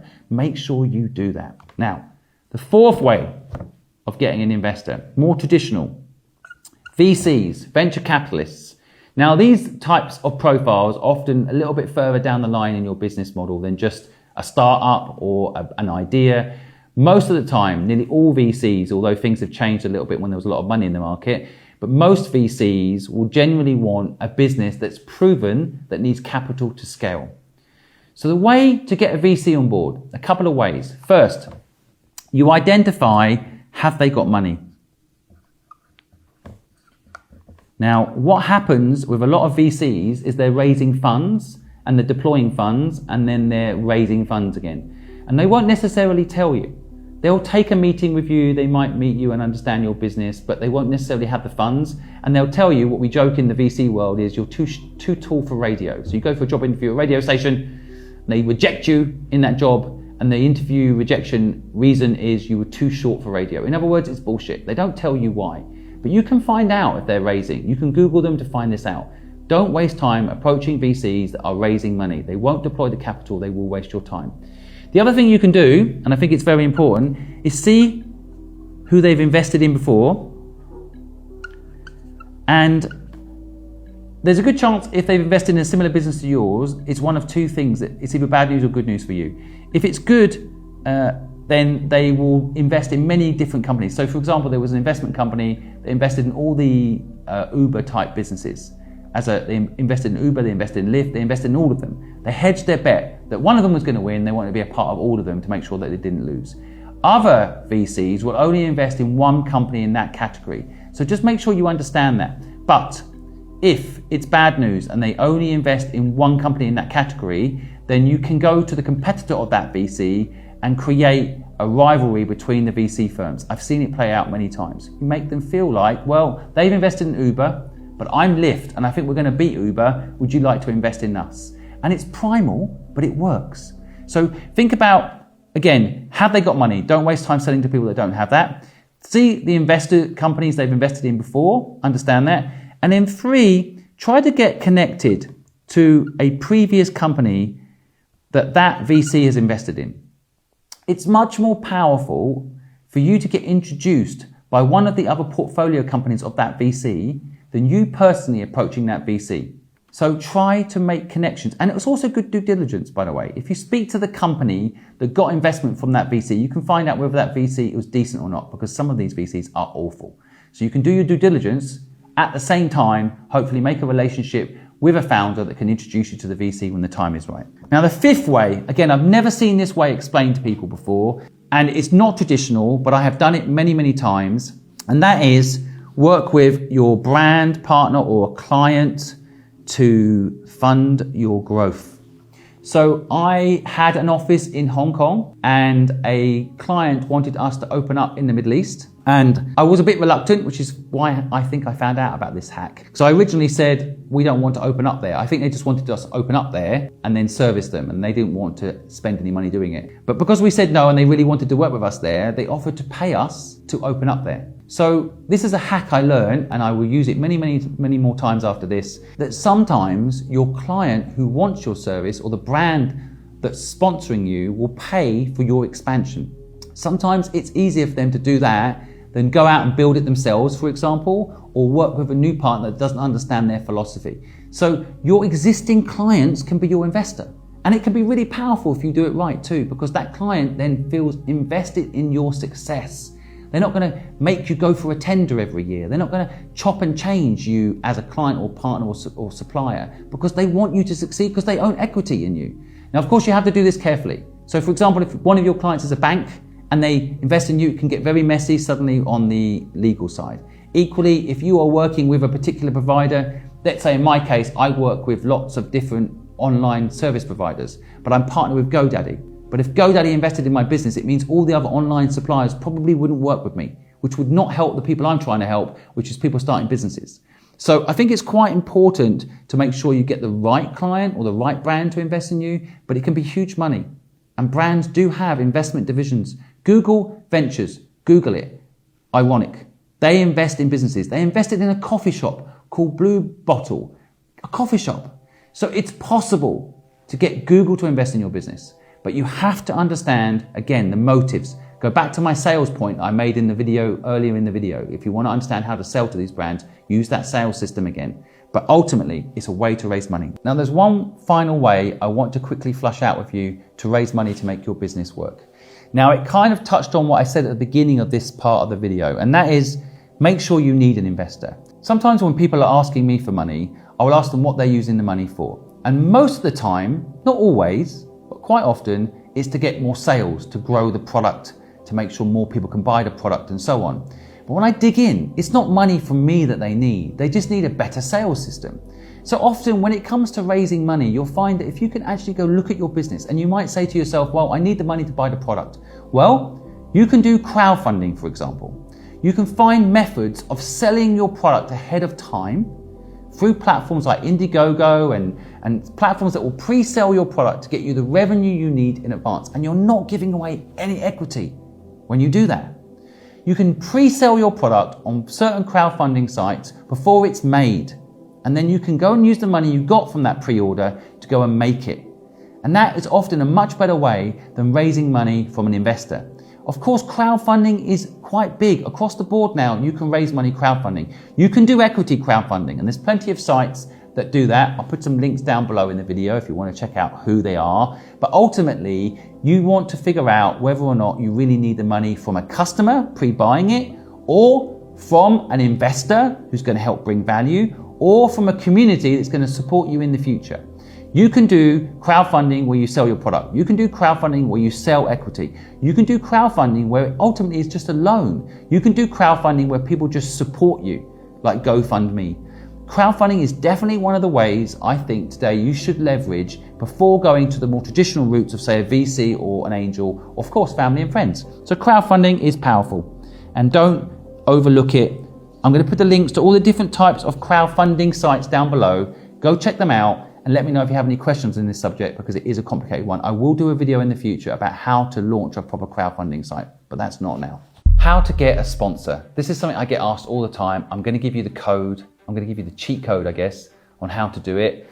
And I want to first of all say, if any sponsors are listening to this, I have applied this technique on you, so forgive me.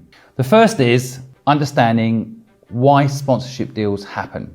We can get into what sponsorship deals structures are, and that's quite complex in itself, but I want to give you the tool today to get a sponsor on board. And the way to understand a sponsor, there's two things that makes a sponsor come on board. One is value return, right? What they invest in sponsoring you, they get back in some form, right? Be that in views or be that in sales, they get value back ideally trackable value. So billboard companies, which I think are a joke, really in what they value-wise give back to a brand, sell because they show how many people walk past that billboard, how many people are looking at that billboard each day. And brands love that stuff. So proper ROI on their investment. The second way, and this one's a bit more tricky, but very powerful if you get it right, is the emotional sell, right? So you see this quite a lot in like local football clubs in England. Big brands sometimes are sponsoring small local football clubs. Why? Because the CEO plays football there, or the CEO grew up there playing football. Basically, the emotional sale. Now, I have used both of these to get deals, and both of them can actually work together. They're not mutually exclusive. Frankly, sometimes the emotional sale with the value return is probably the holy grail. If you can make it personal for the brand and the people running the brand, don't overlook them. If you're going to make it emotional for the person who runs the brand, alongside bring proper value, most of the time you can get a brand deal. Now, where people fall over is not structuring value for a sponsor, or, and this is probably the third thing I highlight that's important to get a sponsorship deal, you've not understood the brand. Now, I have made this mistake many times. I launched a business called Coaster Ads, and it was brilliant marketing. I took all the bars in Hong Kong and I put ads on coasters. I took out the Carlsberg coasters and the Heineken coasters, and I put in coasters with ads on them. And it was brilliant because you put your drink down on that coaster, you up and down, look at it for an hour at least as you're putting the drink on it and picking it up. It was brilliant retention, brilliant engagement. People saw the ads every time. They're brilliant.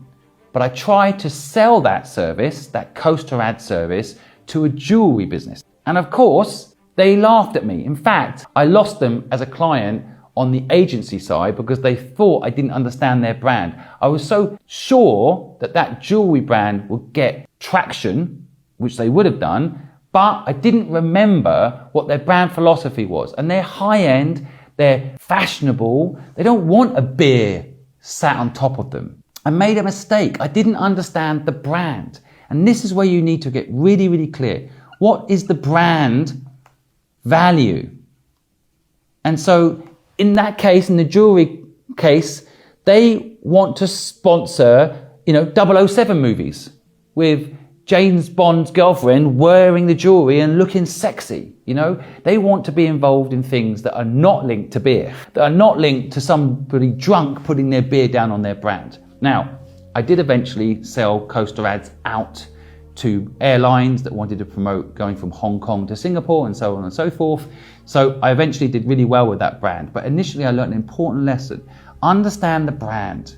Understand what their values are. Understand how they traditionally advertise. So Visa, for example. Visa advertise at the Olympics. They not only sponsor the Olympics, then they spend a lot of money promoting the fact that they're at the Olympics. Too many people go to Visa and ask for sponsorship without understanding that probably the biggest activation that Visa ever do is the Olympics. So you're better off going and selling some value linked to the Olympics, as opposed to saying, please sponsor my event, because they're saying, we sponsor the Olympics.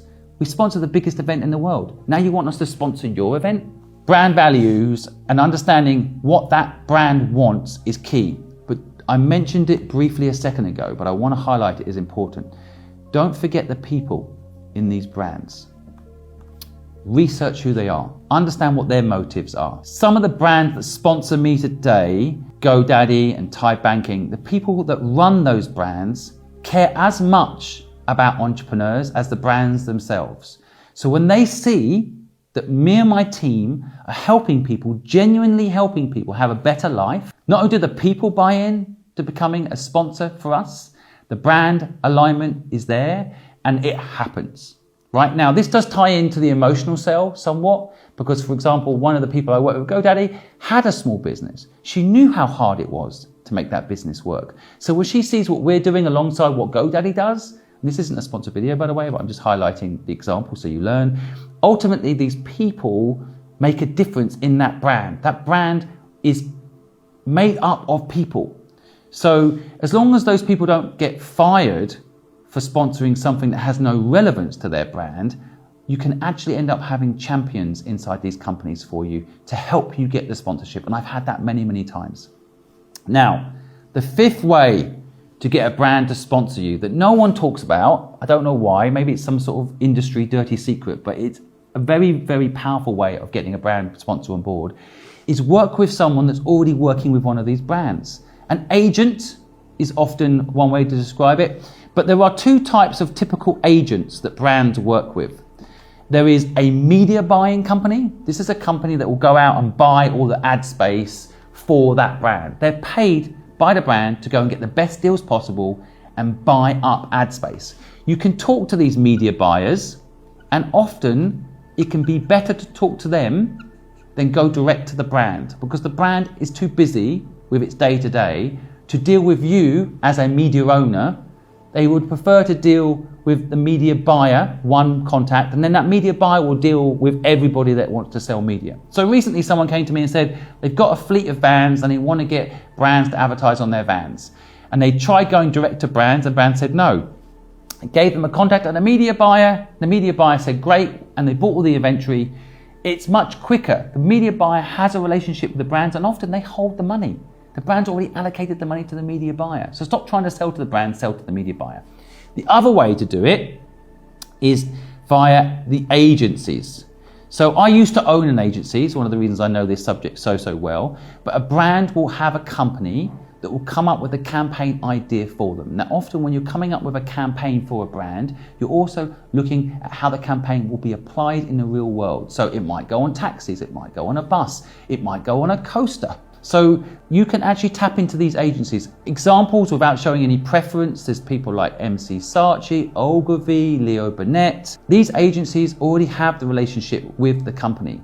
And if you get in there with your idea or your product, they can often insert it or even come up with a campaign to sell it into the brand for you. Now, I personally prefer to deal with brands direct many times, but do not neglect media buyers are your friends and agencies can be your friends, and it can be a much quicker sell to get them on board as a sponsor. One of the best hacks to get a brand as a sponsor is to be personally really vested in that brand. So, for example, we recently, as you know, I mentioned it earlier, put a doorbell on the bottom of our staircase that people could press that doorbell, pitch their dream, and we would help them.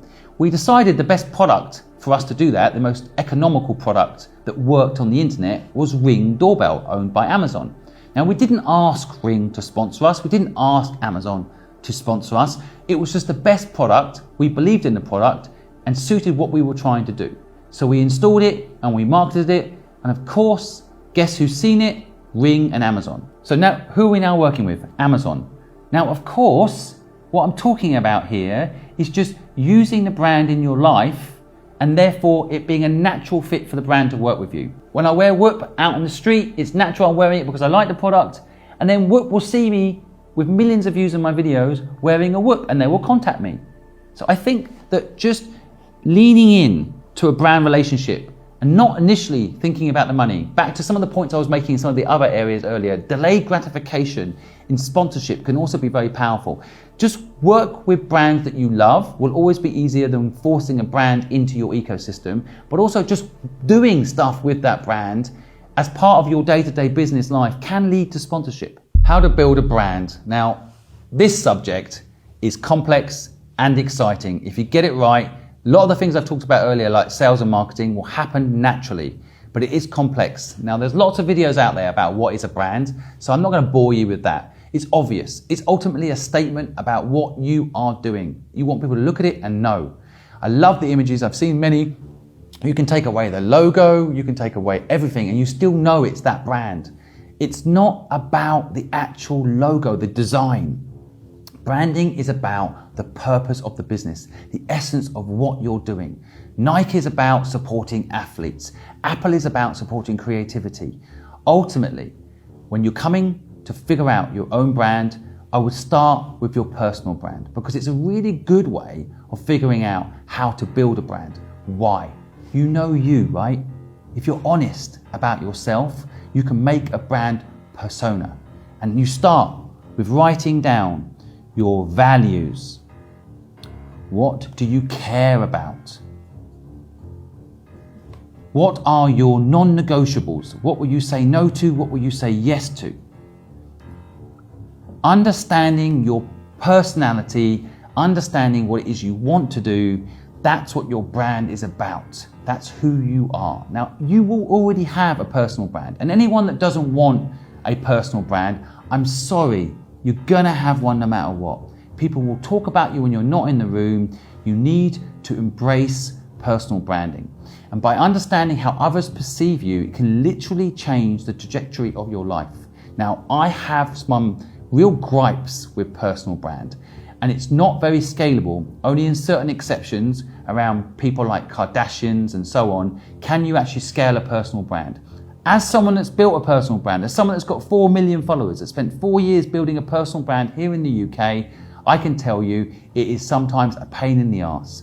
I am responsible now, no matter what, to do videos like this and post up stuff even when I'm tired. Like now, I'm actually tired and I still have to do this video because if I don't do it, it probably won't take it seriously. I could give this knowledge to my colleague and give it to you and you probably wouldn't listen.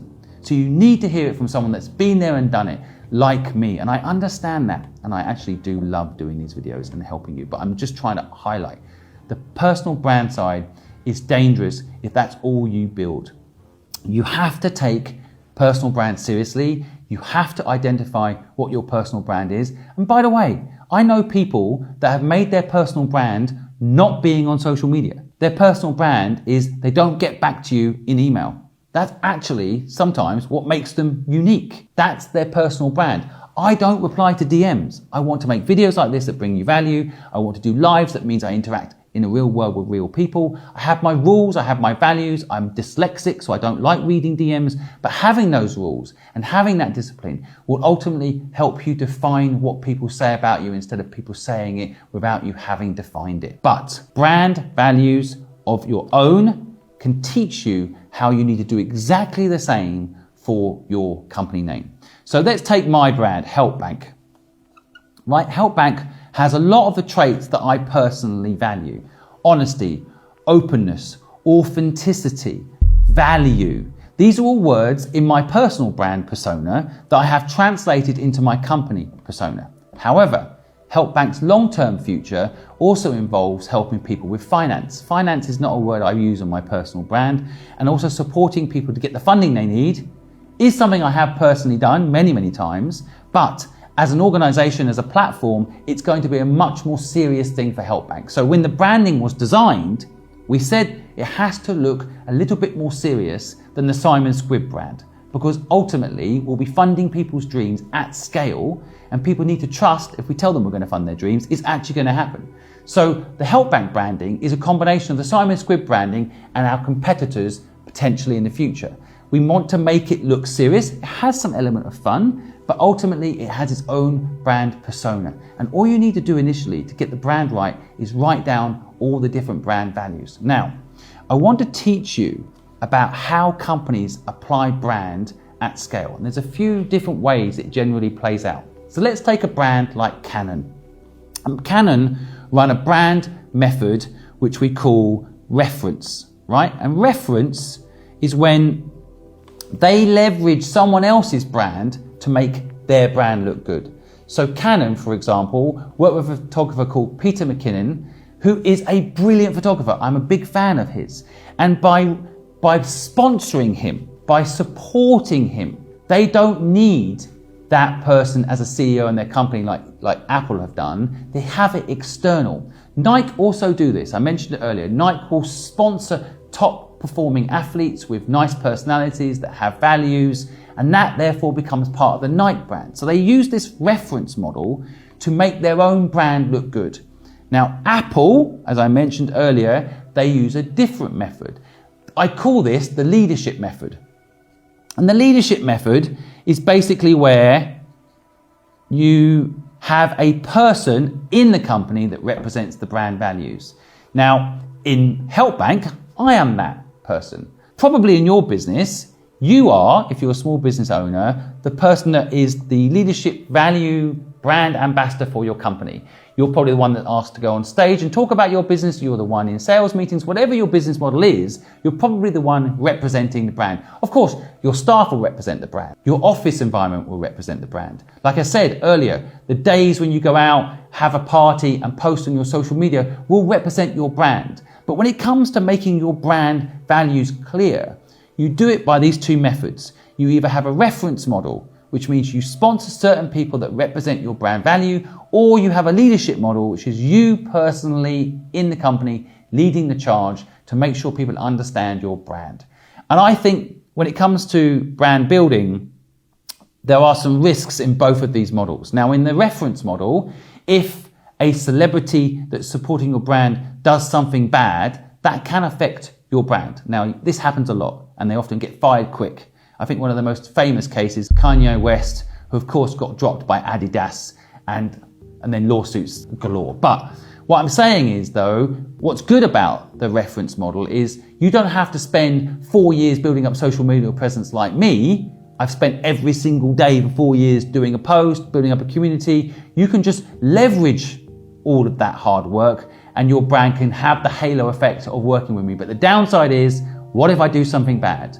Then your brand is at risk. So you need to have mechanisms in place to make sure you're protected as a brand. But that's how you scale brand. And of course, the leadership model also has its weaknesses. We all saw this a little bit with Steve Jobs. When Steve Jobs left Apple, Apple had a real problem for a long time. They put so much of their brand value in the Steve Jobs brand that when he left, the magic left, was often what people said, right? So you have to make sure that you as a leader, it's sustainable for you to be that leader and lead that brand effort, and or there's a good transition model in place. And again, when Steve Jobs went back to Apple, he did have a strong transition model with Tim Cook. Now, Tim Cook's an interesting one because he's not Steve Jobs, of course, but he is Mr. Data. He's someone you trust with your data, right? They've picked him in part because he looks trustworthy. He talks in a very trustworthy and transparent way. And in Apple's process of building a brand, today that is more important to them than a maverick leader telling you about a brilliant product. In fact, the Apple iPhone hasn't changed much since Steve Jobs died. But the point I'm trying to make here is, if you want a brand to be successful, you've got to pick one of these two strategies. Now, you can do both, of course, but you probably double the risk of having some problem in your business. And whichever path you choose, make sure you think it through right to the end. Have the ability to cut that influencer out of your business if anything goes wrong. And equally, if you're running the leadership model, make sure that that leader has a transition plan, because at some point we're all going to die. Now, hopefully we're all going to live forever. With Elon Musk's help, I'm sure that's true. But I will tell you now, the final thing, really important in brand, learn to say no. If you don't say no to the wrong relationships, the wrong brand partnerships, the wrong clients, your brand will get damaged. I have had this experience myself. I spent 10 years building up a brand. It had a fantastic reputation. And then I got a bad client that didn't understand how the world worked and made my brand shit with their big mouth and their lies. And this can be hugely damaging. We all have probably heard the saying, you can spend 30 years building a reputation, it only takes 5 seconds for it to go to shit. I tell you from experience that saying no to things is powerful. If you have an inkling, spider senses that someone isn't good or a brand isn't good or don't match with your morals, do not take their money, say no. Your brand is the most valuable asset you will ever build. My company got sold for a lot of money in the end because I had a good brand image. I had a good brand value. They told me they bought the brand, not the business. Build a brand, not a business. And I promise you that brand will live forever. Next up, how to hire, how to grow, and how to build. These 3 things are interlinked. And if you get this formula right, your business can take off and forever give you the income you need, be a brand you love, and ultimately not be a management nightmare that a lot of people have when they build a business. So, first of all, how to hire. I always tell people, if your business has a purpose and the people you hire believe in that purpose, you will never have to manage anybody. You will be managing purpose, not people. One of the big things people complain to me about is managing people. And often when I look at their business to see why, because they have not installed a purpose in their business that resonates with the people they have hired. And sometimes some businesses later install a purpose, but then that purpose just becomes a slogan on the wall because the people they hired in the early days weren't hired around purpose. You have to have this at the center of it all. And when you hire someone, always check, do they genuinely care about that purpose? Some people will play you lip service to get the job. So there is a few hacks that you can do to make sure that person really cares. First of all, go check out their social media. Go see what that person really cares about. You will see it. If they care about the planet, if you see them driving around in some gas-guzzling car, they probably don't care about the environment. So actually doing your research on your hires, being careful about the people you bring into your purpose matters. Check their history. Check for references. I don't know why people don't do this. People don't ask for references anymore. I don't know why. Now I know in England it's illegal to give someone a bad reference, but if you ask right, I don't want people to have a bad employee in their life if I had that bad employee in mind. It's important that we share these things to help that employee get better. If they had a bad reference, they'd act better. They'd do a better job.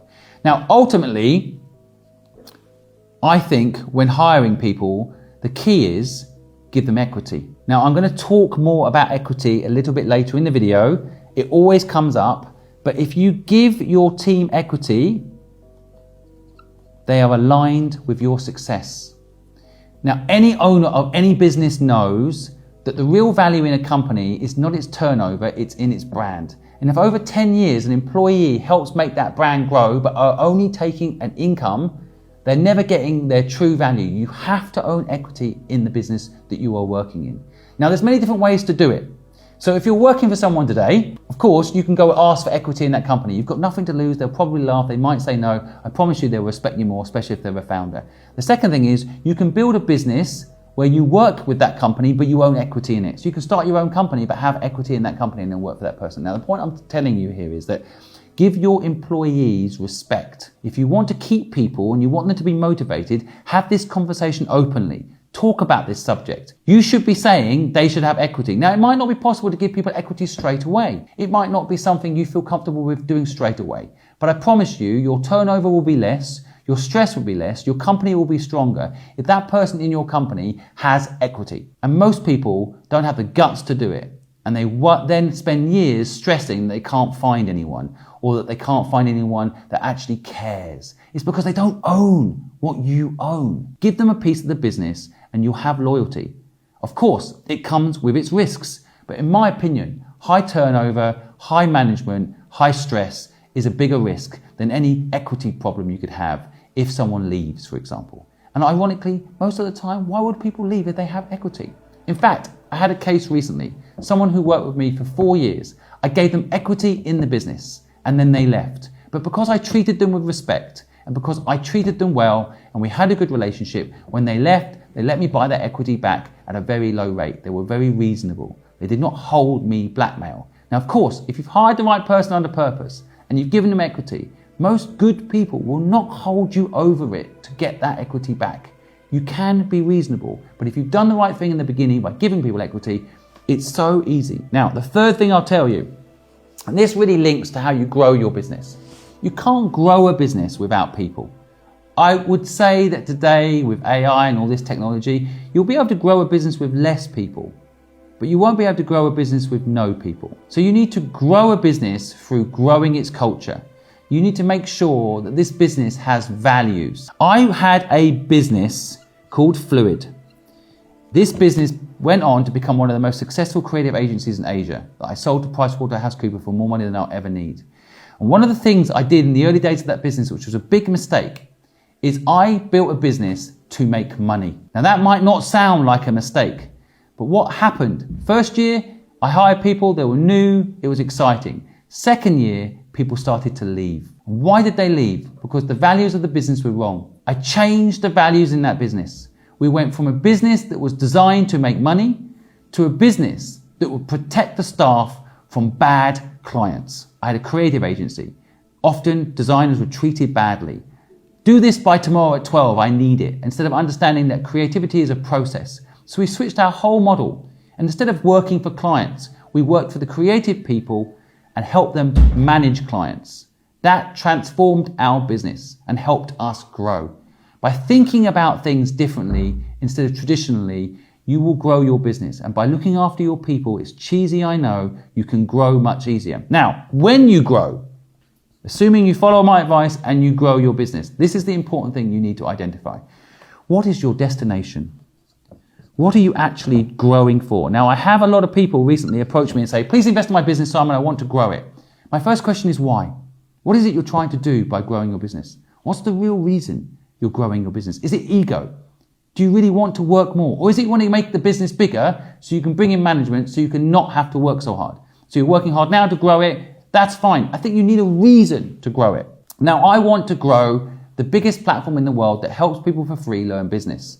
So I want it to be big. I know my destination. I want to help 10 million people for free start a business they love and never feel alone doing it. So I know my destination. And therefore I'm growing both from a higher point of view, from a culture point of view, in that direction. But I have had points in my life, and the early days of Fluid, where actually I wanted to work 3 days a week, doing cool stuff with brands, and 2 days a week, going to the beach with my girlfriend, having fun. And so I didn't grow the business too much at the beginning. I actually had a different ambition, and there's nothing wrong with that. And if you want to grow your business, brilliant. Follow this formula. Have purpose, bring people in that have value and own value in the business, and you will grow if you look after them and your customer base. The final thing I'll talk about when it comes to really building a business and making a business successful. First of all, take risk. Make sure that you build MVPs, minimum viable products. Try things out. If you really want to build a company, you can't stay stagnant. No company today is around when they stay stagnant. Think about Blockbusters or any of these businesses that just sat on their technology like Kodak and didn't do anything with it. You can't sit still. Kodak invented the digital camera. You can't sit still. You have to put these things to the market. Kodak didn't want to put their digital camera into the market because it would have meant film was gone, and film was their core business. You've got to disrupt yourself if you really want to build a business that's going to last. If you really want to build a successful company, I'm going to use a dirty word, a word that I personally hate but has saved me. You need to build systems. You need to move from what is often in the early days of a business, what I call a generalist mindset, where everybody can do everything, to a specialist mindset. You need to allow people to be specialists in certain areas. Now, when I was younger, I'm a generalist. I can do kind of everything. I can clean the toilets in the company toilets when they're dirty. I can help people get their car loaded up and get to the site to do the pitch. I can do the pitch. I could do everything. But I became a specialist in marketing. And I think as you grow a business, you have to take away the generalist people and build out specialist people, people that do a particular thing well to help the business grow. And that involves building systems that allow people to do that in your hiring process, in your growing process, and in your mindset. Even you, as a founder, potentially, you have to make sure that you learn a skill set. Otherwise, you become redundant, which, by the way, is fine. I have often got myself replaced in a company that I have built. I think that's actually pretty smart. Unless you can become a specialist, it's probably the best thing for the company too. There's likely to be a CEO out there that's better than you when you're at scale. I found that to be the case many times. I replaced myself at Fluid 11 years in by someone who was a better CEO than me. So hopefully, if you know your purpose and you give purpose to the people you hire, you have equity both for your team and for the wider growth of the business. You know your values and you apply them. You know your destination and you apply this very important point of systems and removing generalism. You will have a business that is easy to hire people, that will scale and will build into something that lives without you. Now let's talk about how to fire someone. Now I have fired hundreds of people in my career, and I'm going to teach you how to fire someone and also when you're likely to be getting fired. So one of the things I hate to do is fire someone. It's a very necessary skill if you want to survive in business. I have often built up large companies that needed to get small again quick for various reasons. You have to learn to fire people. It is not nice. But one of the most difficult things about firing people is understanding when to do it. Now, I think when it comes to actually firing people structurally, like, for example, doing it legally, sending the appropriate warnings, doing the proper paperwork, all of this stuff you can get off a lawyer. I'm not going to waste your time telling you the law. In your country, wherever you are, it will be different anyway. I'm going to talk more about the actual act and also what's involved in making the decision as to whether or not someone should be fired. I learned long ago a system that I call the 7 and 8 rule. It's very simple and obvious when I first start explaining it.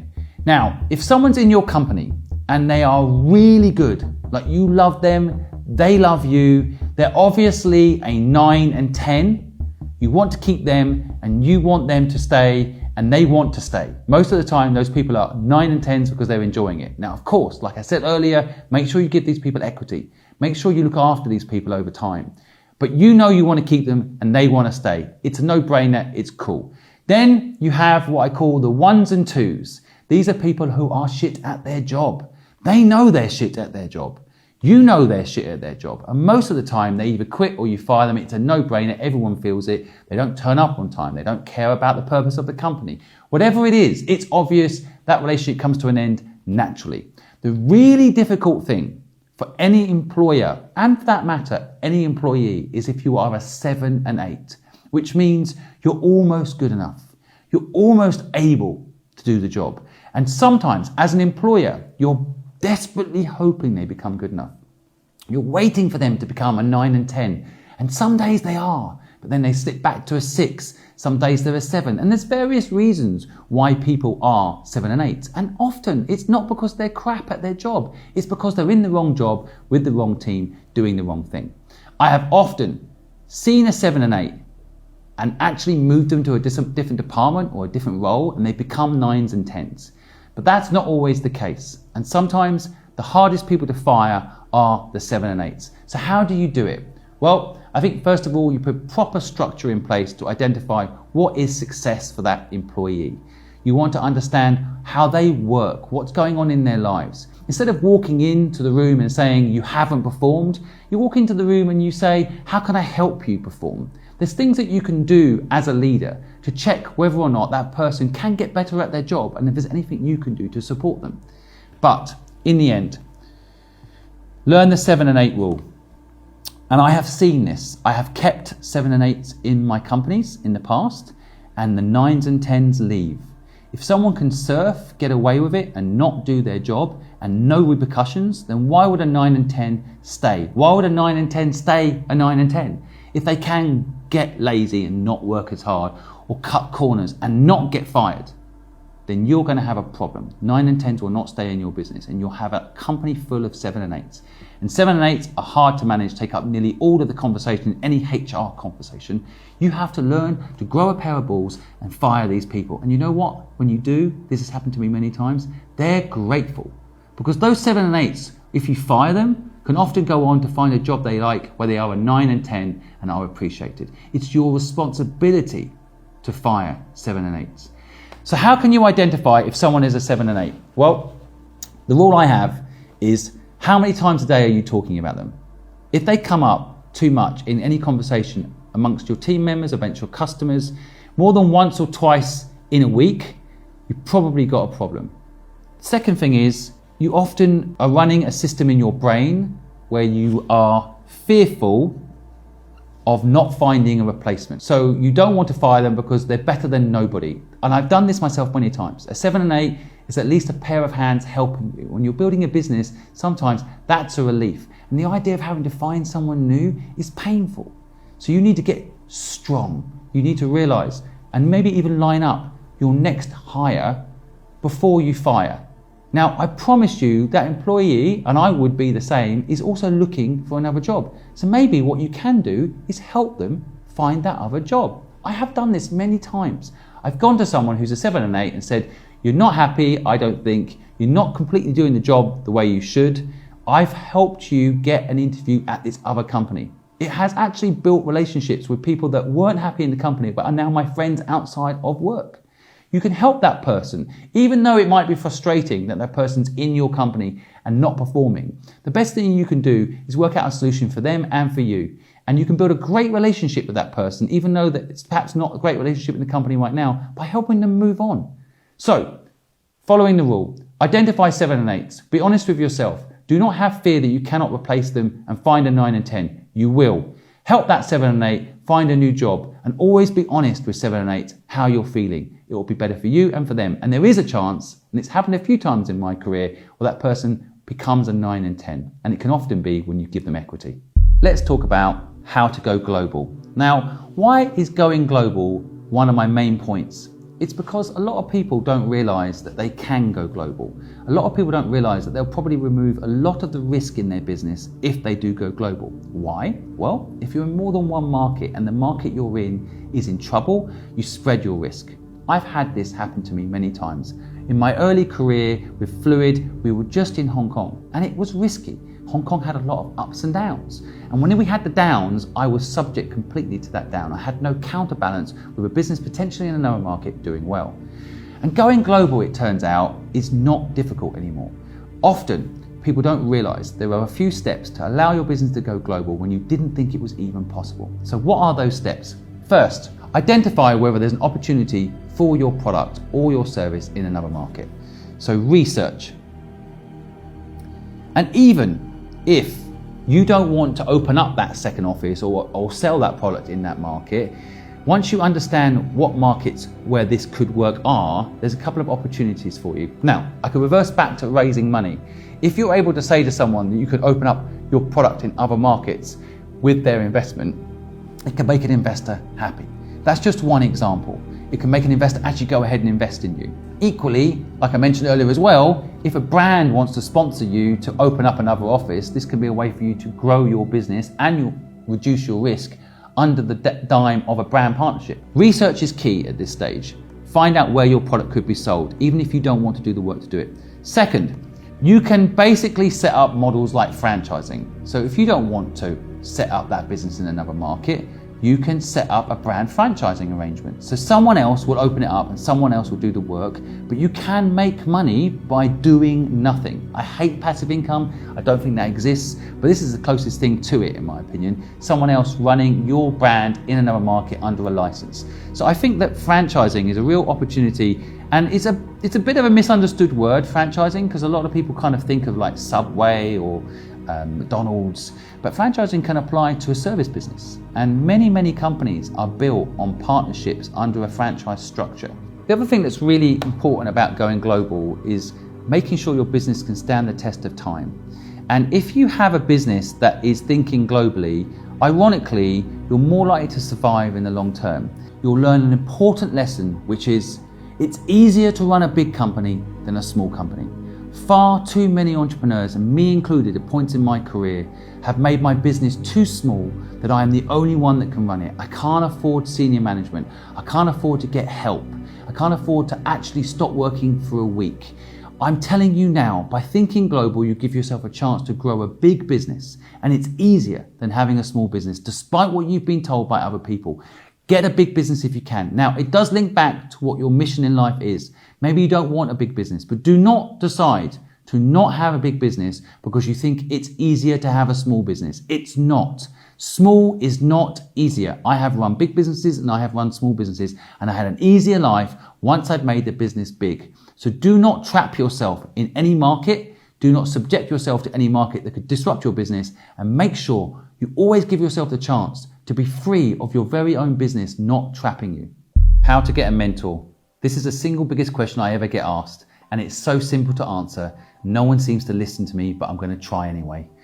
If you want a mentor in your business, I totally understand why that sounds cool. But the reality is, people have built businesses around this concept that you need a mentor, and they've sold you it as the solution. It isn't. What you actually need is not a mentor. What you need in reality is someone who can answer the questions that you have, and perhaps even give you the answers to questions you didn't know to ask. And this can all be done without a mentor. In fact, I would argue, if you got me as your mentor, it would be pretty annoying, because a mentor will tell you their experience, but it might not be relevant to your life. This video today, in a way, is all the knowledge I have anyway. So of course, you can still have me as your mentor, but what you're really saying, if you're honest about it, is you're looking for a coach. You're looking for someone to keep you accountable. And you can actually break down what that means into what you really need. If you want someone to work with you in your business and keep you accountable, get a co-founder. If you want someone to help you with sales, hire a salesperson. If you know the question you want to ask, then ask it. Now, I say all that, I still want to deliver on a promise to help you get a mentor. And this is how you get a mentor. Number one, you research what matters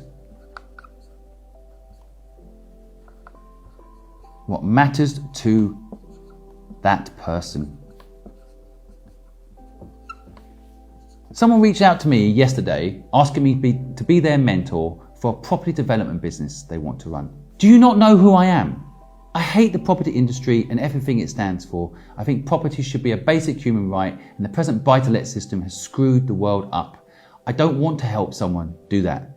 Now, they were very nice and very polite, and I won't name who they are, but I'm telling you right now, do your research before you ask someone for help. Of course, I'm not going to reply to that. In fact, I did reply saying no, but I'm saying that most people won't reply. You don't want to ask someone to be your mentor and have not done the research on them. The second thing is, don't just say, please be my mentor. Now, there are plenty of people that don't take my view that you don't need a mentor and do want to mentor, and they will mentor you. Some will charge and some won't. I'll get onto that in a minute. But when you ask someone to mentor you, remember, it's a bit like saying, would you like to get married? You need to define what it means. So define what you mean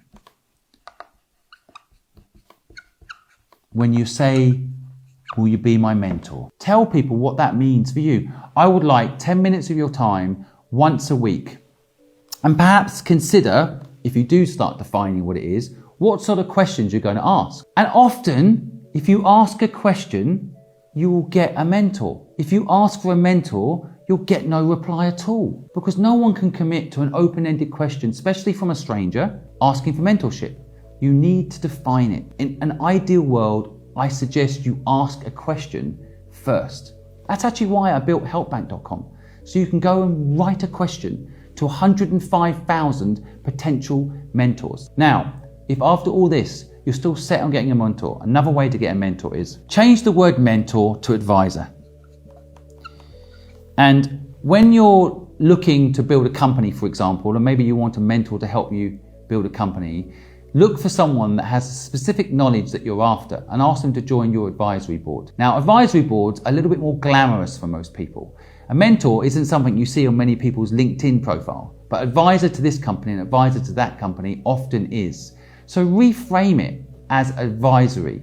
Now, if you've got a business with purpose and you followed the other things that I've said in this long video today, you'll know how important things like process and systems and structure and goal will lead you to decide what type of advisor you need. And it's much easier to get an advisor than it is a mentor, and much easier to structure what the relationship is like. If they're, for example, one of your board of advisors, they'd probably have equity in your business. So you're no longer asking someone to hang out with you and give you a bit of advice and motivate you.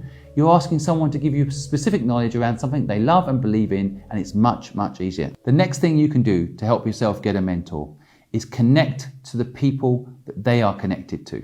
So referrals are the best way to get help. Many times, someone I know for a long time that's helped me out has asked me to mentor someone to help them out, and I have done it without question.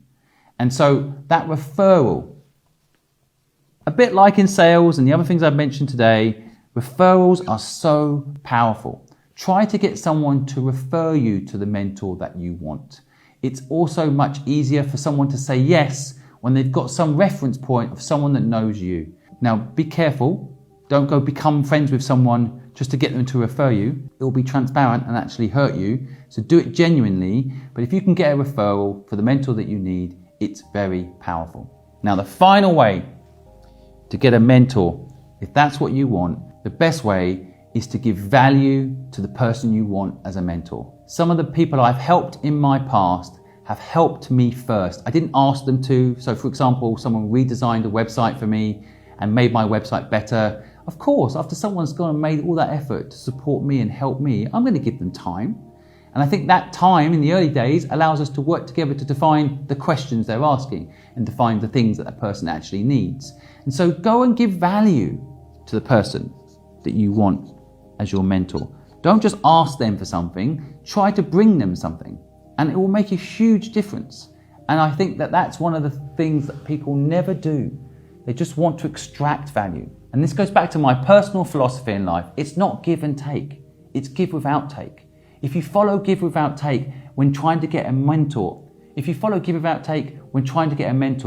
pretty sure you'll get that mentor. But don't expect anything. Don't expect that person to become your mentor. Give them value, give them respect. Clearly you respect them, you want them to be your mentor. Make the effort, and over time it will come back to you, even if it isn't in that person becoming your mentor. How equity works. This is such an important subject. If you don't get the equity structure right in your business, you will fail.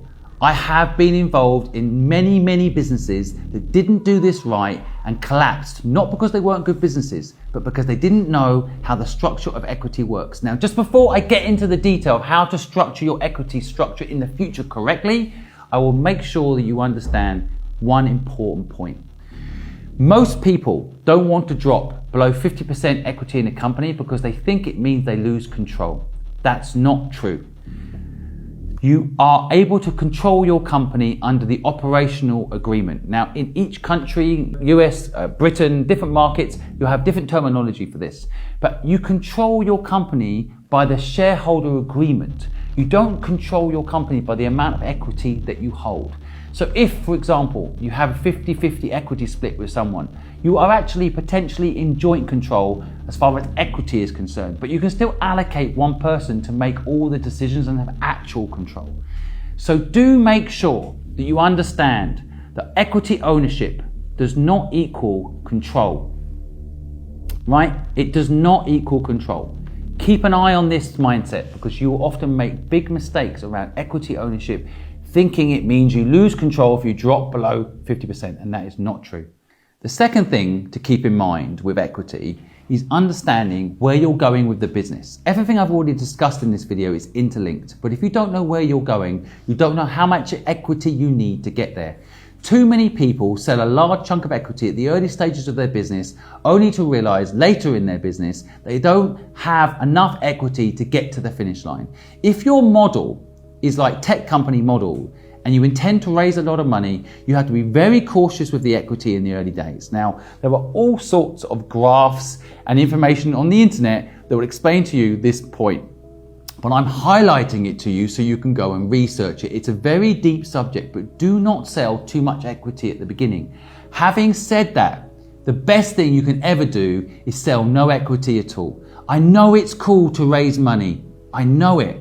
But it's cooler to run a business where you don't raise money. A bootstrap business, in my opinion, is healthier. You can retain 100% control and 100% own equity. It's always probably going to be better. Now, there's a lot of exceptions to that suggestion. And one of them I would say is make sure you don't make this one big mistake I see a lot of people make. I have seen people start businesses, and when they start businesses with a partner, they do 52%, 48%. And often for no other reason than the person who came up with the idea believes that he deserved 2% more. This has happened time and time again. It's a huge mistake. I've seen arguments ensue 2 years later between those two people because they didn't just do it 50-50. Do not assume, again, control 52% means anything. If anything, it's detrimental. So if you have a co-founder, my instant recommendation is you do 50-50. Do not belittle the other partner by giving them less. They will instantly psychologically think they will do 48% of the work, you will do 52% of the work. It does not bode well in the long term. Now, there is a danger with 50-50. That danger is decision lock. If you're making one decision and your partner's making the other, and you haven't put a shareholder agreement in place to decide who has the deciding vote, you have a problem. So the way around this is often to have a third party help you make big decisions. Someone you both trust, ideally, but you create a 50-50 ownership structure with a board of advisors, for example. And this allows you to make decisions, especially difficult decisions, without major argument and avoid conflict with your partner. Now, the best way to avoid conflict and avoid even needing to turn to your board of advisors is to be very clear about where you're both going. And I'm using at the moment in this equity example, a 50-50 partnership. It could equally be a 1/3, 1/3, 1/3, or 1/4, 1/4, 1/4. But I'm just using this as an example, that you all know where you're going. I have seen problems in a business, for example, where someone is building the business, the money's coming in, one person wants to take the money out and put it in their pocket as profit, the other person wants to put it back into the business to help it grow. One person wants to stay in one market, the UK, another person wants to expand to the US. You need to try and work out all of this stuff, ideally before you even start the company, within your mind map that I taught you earlier, you figure out where you're going and why. And therefore, you avoid conflict when it comes to major decision making later. Again, I have seen companies fall apart because one person wanted to take the money out and one person didn't. And literally, the business collapses because the two don't agree, don't get along, the business fails. Equity ownership under this system I'm now teaching you is not about control, as I mentioned, but it is about understanding what the equity is there to do. Now, depending on your structure, if you're a charity, this won't matter so much. But if you're a limited company that's looking to raise money, please make sure your cap table has the right people on it. I have seen many people not get investment because they gave 2% to the wrong person that the other investors don't want associated with. Equity ownership will tarnish your reputation. Understand how equity is structured. It's showing who is involved in the company. So you need to make sure that you align your brand, I talked about branding earlier, to the equity ownership. And whoever owns that company, whoever owns a part of your company, will affect the brand image. So make sure that you're aligning your brand values with your equity ownership. Now, there is a lot of talk by me and anyone that actually knows what they're doing in business about giving equity to your staff. I really believe in this. Now, there's a couple of ways to do it. I honestly think if you want to build a business that scales, you have to give equity to your people. But there's two types of equity structure. There's what we call share options, which technically isn't actually equity.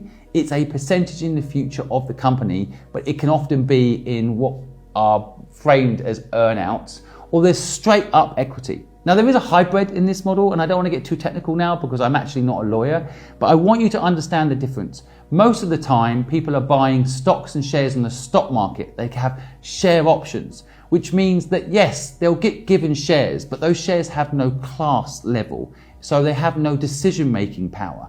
So you can own shares in the company in the stock market, but have no influence over that business or no control. But that is one way to incentivize people. You give them share options. My preferred method, and everyone on my team has this, actual physical equity in the company. Not share options via the stock market listing, but real life equity in the company. So if the company was sold today, they would get paid out. Whereas often with share options, it's some link to the stock market listing, or in some cases, if it's already listed, to you selling the shares in the stock market. But if the company decided to take the company off the stock market, whatever that price was, you'd have to sell at. Again, there's some legal obligations around this. It has to be more than 70% of the shareholders agree. But the point is, I have owned shares in the stock market of a company that I believed in, and then the owners of that company, actual equity owners of that company, decided to take the company off the stock market. I had no choice but to sell my shares.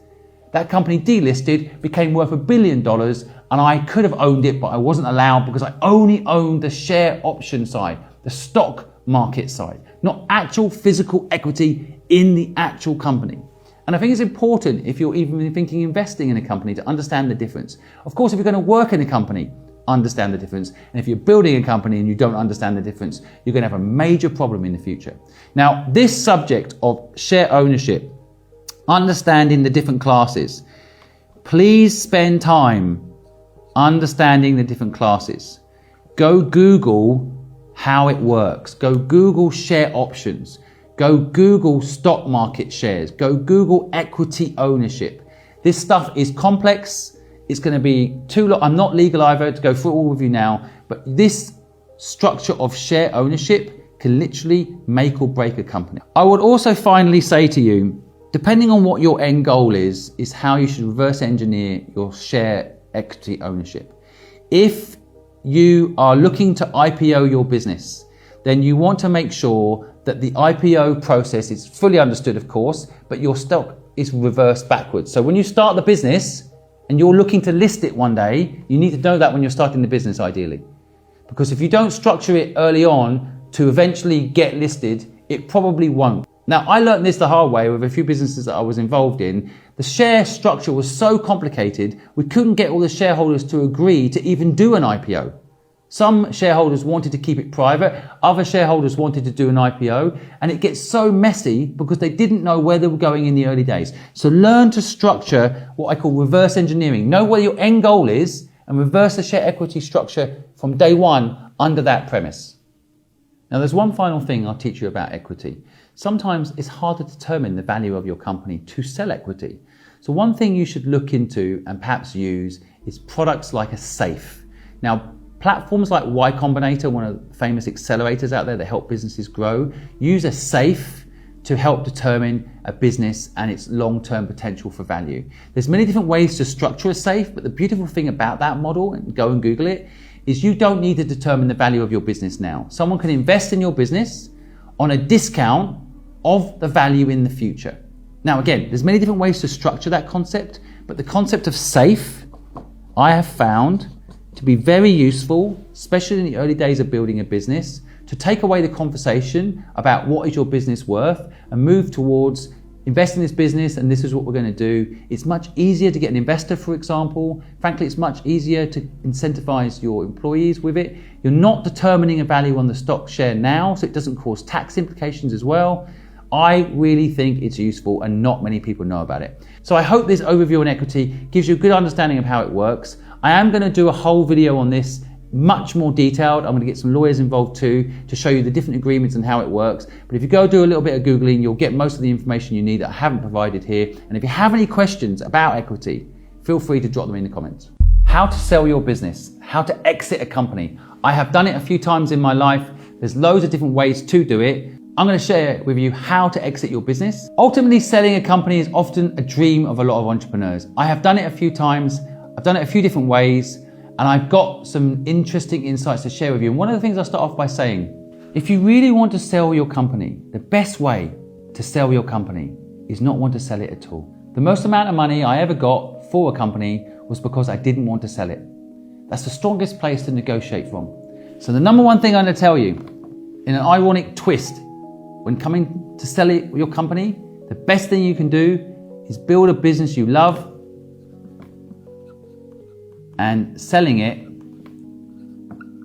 will accidentally happen. This has happened over and over again. History always repeats itself. Mark Zuckerberg was offered $1 billion by Yahoo to sell his company, and he said no. So now it's worth $1 trillion. And I think there's something really powerful in this process. It's kind of sales, like I was teaching you earlier. It's kind of sales. You don't want to sell it, means you can get the most for it. Now, it's a very hard thing to actually be truly not interested in selling it if it is actually your goal, but it will ensure you get the maximum value out of a business if you do it this way. The other way to think about selling your business, and the way I've sold my last company, is I partnered up with a company that could buy my business. So Fluid partnered up with PricewaterhouseCoopers, and we worked on a project together. And in that process of working on a project together, PwC realized that they should just buy us. Now, at the time when it was first mentioned, I didn't want to sell. Great negotiating first step. But in the end, I did sell it. And I'll tell you all about that process in a minute. But I'm trying to highlight that another way to sell your business is partnership. Work with the company that is likely to want to buy your business. Build the relationship up, and you'll be surprised how that can lead to an exit. Again, don't lean into it wanting an exit. Lean into it wanting to build a partnership that works for both parties. But it can be a great way to sell your business.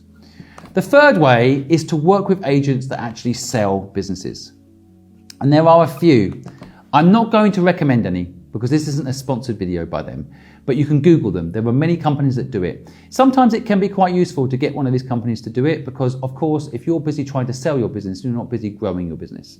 But I honestly feel like that these days, these agents, there's a lot of them, and they all have their own different agendas. So just make sure you do your due diligence, ask the previous company that they work with what they were like, make sure that the legal structure is very clear because you don't want to get conned by these companies when you come to the exit actual fee. The fourth way to sell your business is more a merger. So your competitor is a way to exit. And it might seem odd, you've probably spent 10 years hating your competitor. I spent most of my early career making friends with my competitor. I originally thought I was going to sell Fluid to Ogilvy. I made a lot of friends at Ogilvy. I used to sit next to them at the awards dinner on purpose to connect to them. I did projects with them. I thought they were going to be the exit, but they weren't. And so I think mergers, however, are very common, and two businesses coming together is the easiest, that do the same thing, is often the easiest way to sell a business. And I will, however, caveat it with, most of the time you don't get the most value. So I sold my company Fluid to PwC. PwC are an accounts business. They're not a creative agency. So they saw more value in us than if I'd merged with Ogilvy that think they can do what we do. So sometimes selling to a non-competitor is more valuable. But if you want an easy sell, mergers are often the way it works. And it's not always true that you don't get the true total value. I've just from experience learned that sometimes selling outside the industry, like I did with Fluid to PwC, can lead to more money than selling to someone in the industry like Ogilvy. But that doesn't mean it's always true. And finally, if you want to sell your business, one of the things that you can also think about is allowing the management in your company to buy it. So I have also done this. I let the leadership team at Nest buy that business. And there's many different ways to structure a buyout over time, percentage of profit, but in the end, it can be a really good way allowing you to sell your business without that business getting hurt, and by also giving the people that worked in the company a chance to really step up and own what they've been building with you. I personally really was happy to sell Nest to my team, and I think it's a really powerful way of building an exit strategy for yourself, while at the same time giving the people that run it the love and success that they deserve. So they're the main ways. Now I will add that when it comes to selling a business, the key thing, like anything, at the beginning when you're building the business, never ever pitch to an investor or yourself that you're building a company to sell it. And in fact, I would argue if you're building a company to sell it, and I've seen this many times, be careful, you might end up getting stuck with a business you don't love. Do not build a business to sell it. Do not pitch to investors that you're going to sell it. Build a business you love. Investors want to invest in that. Build a business you never want to sell. People want to buy a business like that. That's the key to being successful in business, in my opinion. Do not build something you don't love. Do not build something that doesn't have purpose. If you got value from this video, I'd really appreciate it by you asking a comment down below, or even telling me what I've missed out in this video that you want in the future so I can make it for you. And don't forget, we're following people's dreams every single week on this channel. If you want to hear what happens to the people we help, hit that alarm button so you get the latest update as soon as the upload button is hit. Good luck, everybody. Goodbye. I'm going to eat chicken now. See ya.